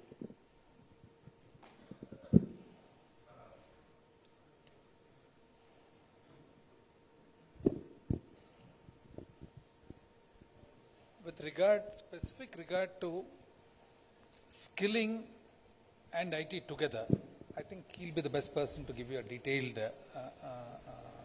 explanation on that.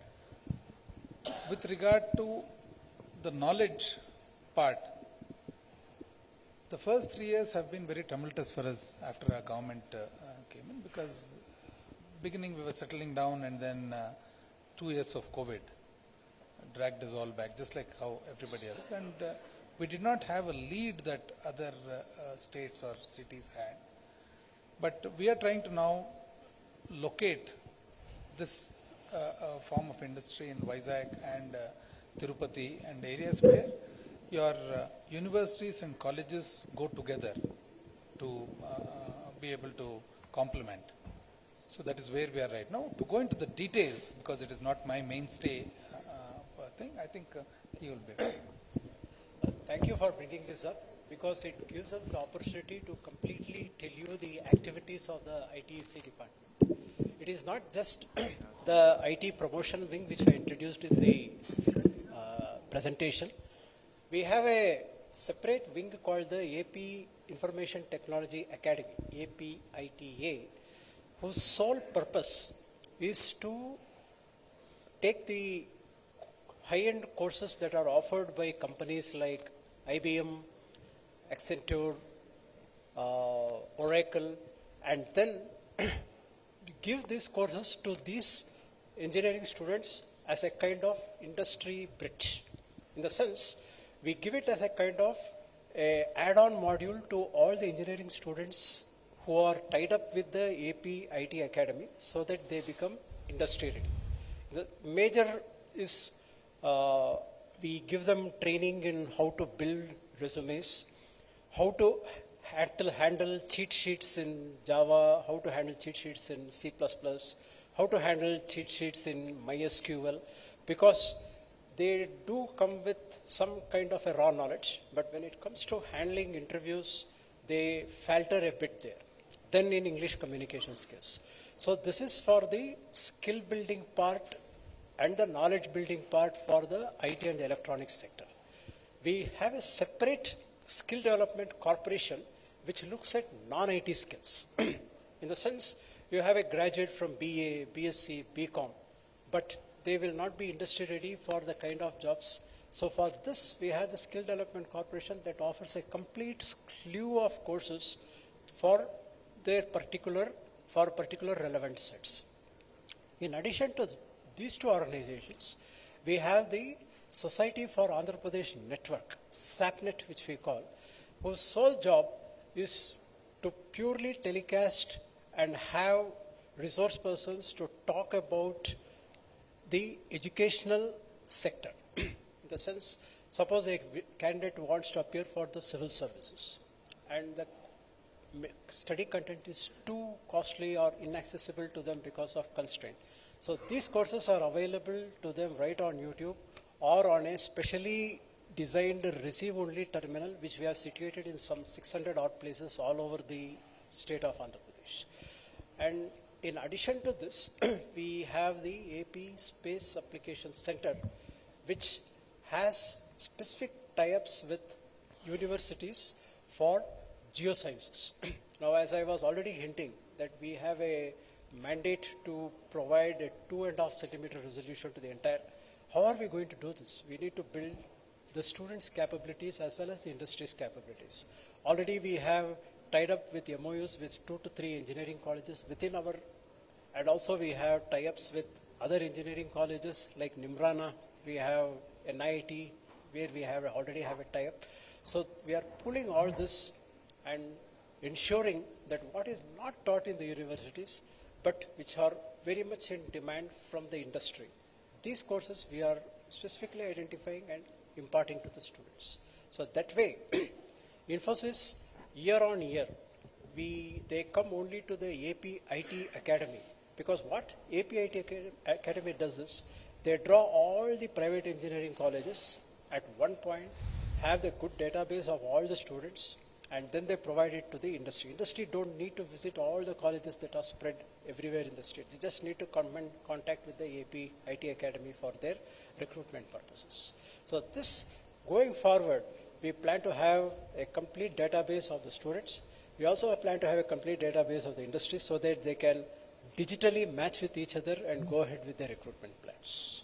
Thank you very much, sir. Thank you. Thanks a lot.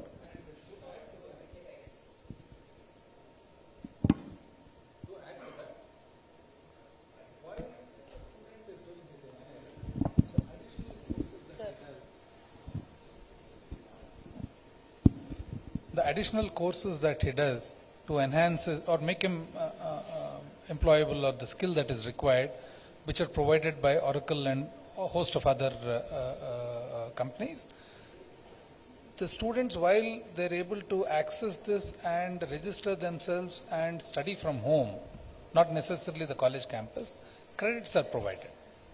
Credits are given to that additionality that is there. And with regard to something like the gift city, fintech, etc., you need some sort of a social infrastructure also for such industry. I think everybody is aware of that, especially in this area. So we hope, and we also now are promoting WISAG, because that we feel is, because for the youngster of today who is going to be mostly in that area, they require a good social life that is conducive to their the job that they're doing. So WISAG, we hope, will provide that. And that will happen very soon.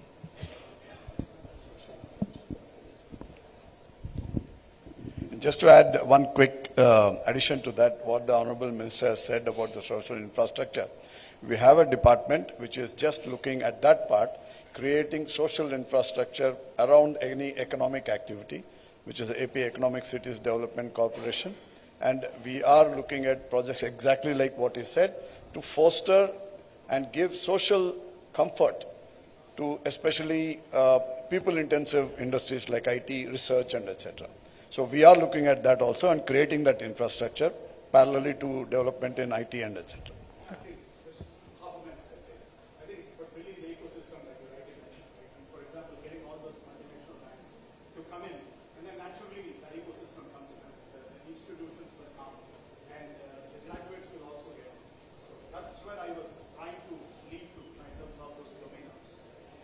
We are seized of this requirement and we are working on that.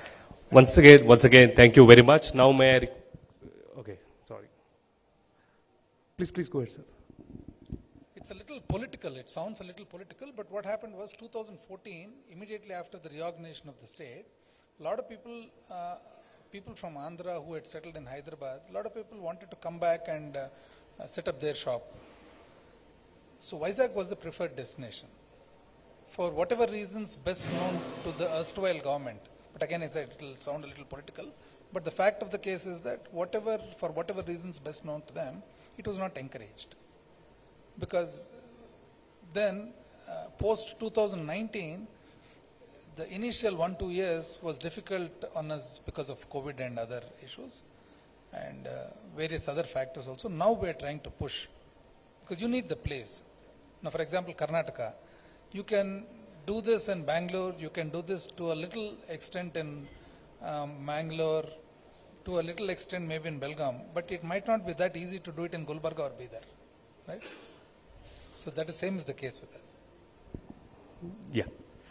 Thank you very much. Now may I request Dr. Sujana Gumala IAS, the Director of Industries, to offer the vote of thanks.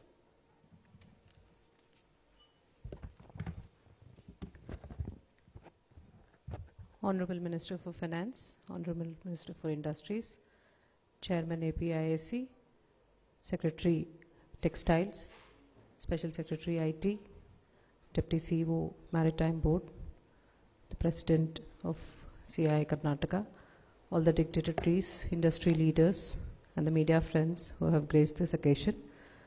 I am glad to propose the vote of thanks on this special day. It is very important for us today because we are doing this as a run-up to the prestigious Global Investors Summit that is happening in Visakhapatnam between 3rd and 4th of March. And we take this as an opportunity to invite you there and participate with us. A state's industrial prudence is in the close collaboration between the industry and the government, and this gathering here once again reiterates and testifies the shared success thus far. It is your support that helped us bag the #1 in ease of doing business, the outstanding contributor in the port-led infrastructure in the Leeds report. We are confident that such active collaboration we will together continue to build a glorious future on the realms of these marvelous achievements. It is your enthusiasm and that is propelling us to build 4 more ports and airports to the existing 6, enhanced connectivity and make our infrastructure robust, and we tout ourselves to be the next infrastructure marvel of the country. In conclusion, on behalf of the Government of Andhra Pradesh, with a deep appreciation for the overwhelming response from all of you today, it gives me immense pleasure and assurance and lift to our morale, and as we're marching towards our Global Investor Summit very soon. I commend the untiring efforts of all our departments present here, Industries Department, Textiles, IT, Maritime Board, and also the friends from EDB, CI, KPMG, and Times Now for putting such a great, vibrant event together. I once again, on behalf of Government of Andhra Pradesh, invite you all to be there in Vizag, and please be part of our growth story. While you're leaving, please accept a small token of appreciation we have put together for you, and please join us for lunch. Thank you. Request you all to please be seated while the dignitaries leave the stage. Kindly be seated, please.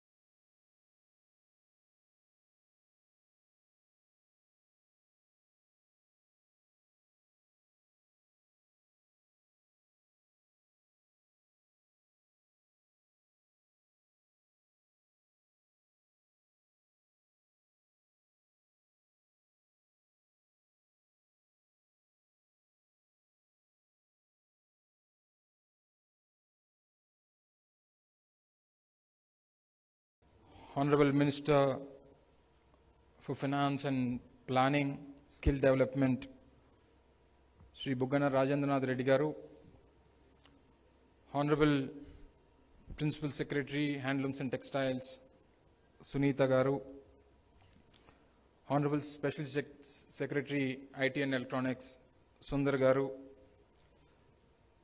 Commissioner Industries, Managing Director, APIIC, Mrs. Srijna Gumala Garu, Chairman APIIC, Govind Reddy Garu, CI President Karnataka, Arjun Ranga Garu, Maritime Board Deputy CEO, Commander Ravindranath Reddy Garu, industry leaders from Karnataka, friends from the media, dignitaries, ladies and gentlemen, a very good afternoon.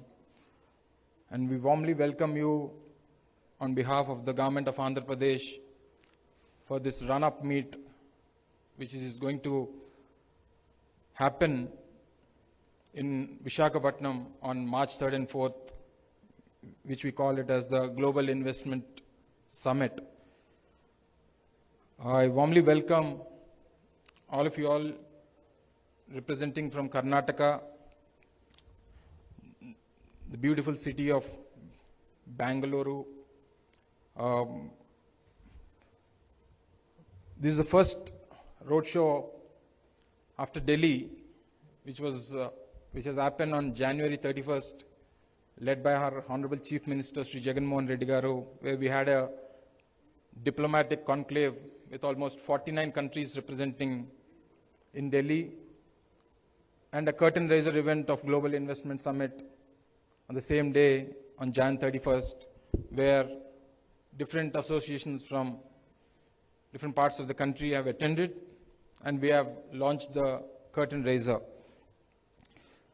Many of the speakers from the dais representing our government have stated many of the important issues pertaining to the government regarding the contribution of GDP of 4.6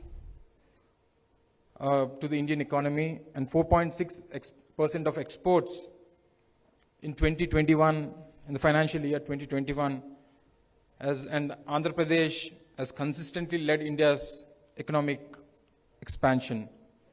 Being the champion state in ease of doing business, we have been consistently ranked number 1 in the last 3 years in the Business Reforms Action Plan. In the last 2 years, we have been ranked number 1 only on 100% perception survey. In the previous editions of ease of doing business rankings in the country, it used to be a project that is to be submitted from the state government, and 50% of it is to be the perception survey. But in the last 2 editions of ease of doing business rankings, it's only 100% perception survey from the industry sector, where it was taken up by a third party which has been appointed by the central government. And we are the top achiever in ease of doing business with almost 97.89%. With almost 97.89% leading number 1, followed by Gujarat and other states from the country. Being the champion state in ease of doing business, the availability of plentiful resources, largest industrial land banks, we have almost 48 to 49,000 acres of land readily available for allotment for industries. We also have 1 lakh acres of land which is already being used for industrial purpose in the state. We have come up with 3 industrial corridors, which is the Visakhapatnam-Chennai Industrial Corridor, the Chennai-Bangalore Industrial Corridor, and the Bangalore-Hyderabad Industrial Corridor. Out of these 3 corridors, almost India in the country, we are having almost 11 industrial corridors, out of which only state having 3 industrial corridors is Andhra Pradesh. We are really proud of it. On these 3 industrial corridors, we have 48,000 acres of land. And coming to the IT parks, the SEZs, and the growth centers, there are 3, and we have a PCPIR region, the Petroleum, Chemical, and the Petrochemical Industrial Investment Region, which is almost 644 square kilometers, which is one of the biggest PCPR region in the country, which is between Visakhapatnam and Kakinada. And we are also having the bulk drug park, which has been announced recently by the central government, where almost 19 states fought for the bulk drug park in the country, and out of which only 3 states have been selected for the bulk drug park, out of which from the southern part of the country, only Andhra Pradesh has been selected for the bulk drug park, where the central government is assisting almost 1,000 crores for the development of the bulk drug park, and the other 2 are the Gujarat and the Himachal Pradesh state governments. And nurtured relations with over 650 Fortune 1000 companies, international network with almost 80 countries through 320 diplomatic offices and ministerial bodies, over 70 multilateral and bilateral agencies, development banks and trade associations partner with Andhra Pradesh Economic Development Board to facilitate investments in Andhra Pradesh. Developed specialized sector teams that have built relations with potential investors and associations in the respective sectors. Connected with over 70 industry associations, trade bodies, and sector-focused industry groups for growing industry verticals in Andhra Pradesh. Having established industry connections with the United States of America, United Kingdom, Russia, Taiwan, Singapore, Germany, France, China, Korea, Europe, UAE, Hong Kong, GCC countries, and the list goes on. Even with the worldwide COVID-19 epidemic, Andhra Pradesh experienced a double-digit growth of 11.46%, almost 11.46% at constant rates in the financial year 2021. The state is home to renowned global and domestic firms, which includes Kia, which is near to Bangalore, and a Brandix apparel park, which is almost accommodating 26,000 employees in the apparel park, with almost 80% of local women working in it. And Apache, where the Adidas shoes are being manufactured globally, are being manufactured in the state of Andhra Pradesh. And we have Foxconn, ATC tires, the off-road highway tires, which are being manufactured in Visakhapatnam, the Apollo tires, Hero Motors, Munoz, Dixon, Wingtech, to name a few. The Sri City is home to over 200 companies from 28 countries, including multinationals like Kellogg's, Isuzu, Mondelez, Pepsi, Panasonic, Daikin, Foxconn, and a lot of other. With a robust reform program and best-in-class policies, the government of Andhra Pradesh is converting the state into a model state, de-risking the investments in the cornerstone of the new industrial policy, which will be notified in another 15 to 20 days. In the last 3.5 years after our government came into power, the state has approved investments to the tune of 1.9 lakh crores that would go on to create employment for almost 1 lakh people in the state. At the moment, 89 large projects are under implementation with a total investment of 2.2 lakh crores with potential to create employment of almost 30,000 people. We take great pride in ensuring a business conducive environment in the state. As I've just mentioned earlier, our state has been consistently has been ranked first in the country under ease of doing business. This is truly a strong testimony to our streamlined business processes with paramount importance given to credibility and reliability.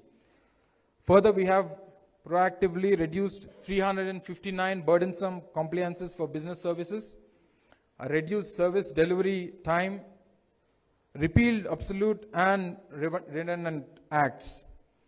Endowed with a coastline, as the previous speakers have mentioned, our state is blessed with a 974 kilometer of coastline, which is the second largest in the country, located on the eastern coast.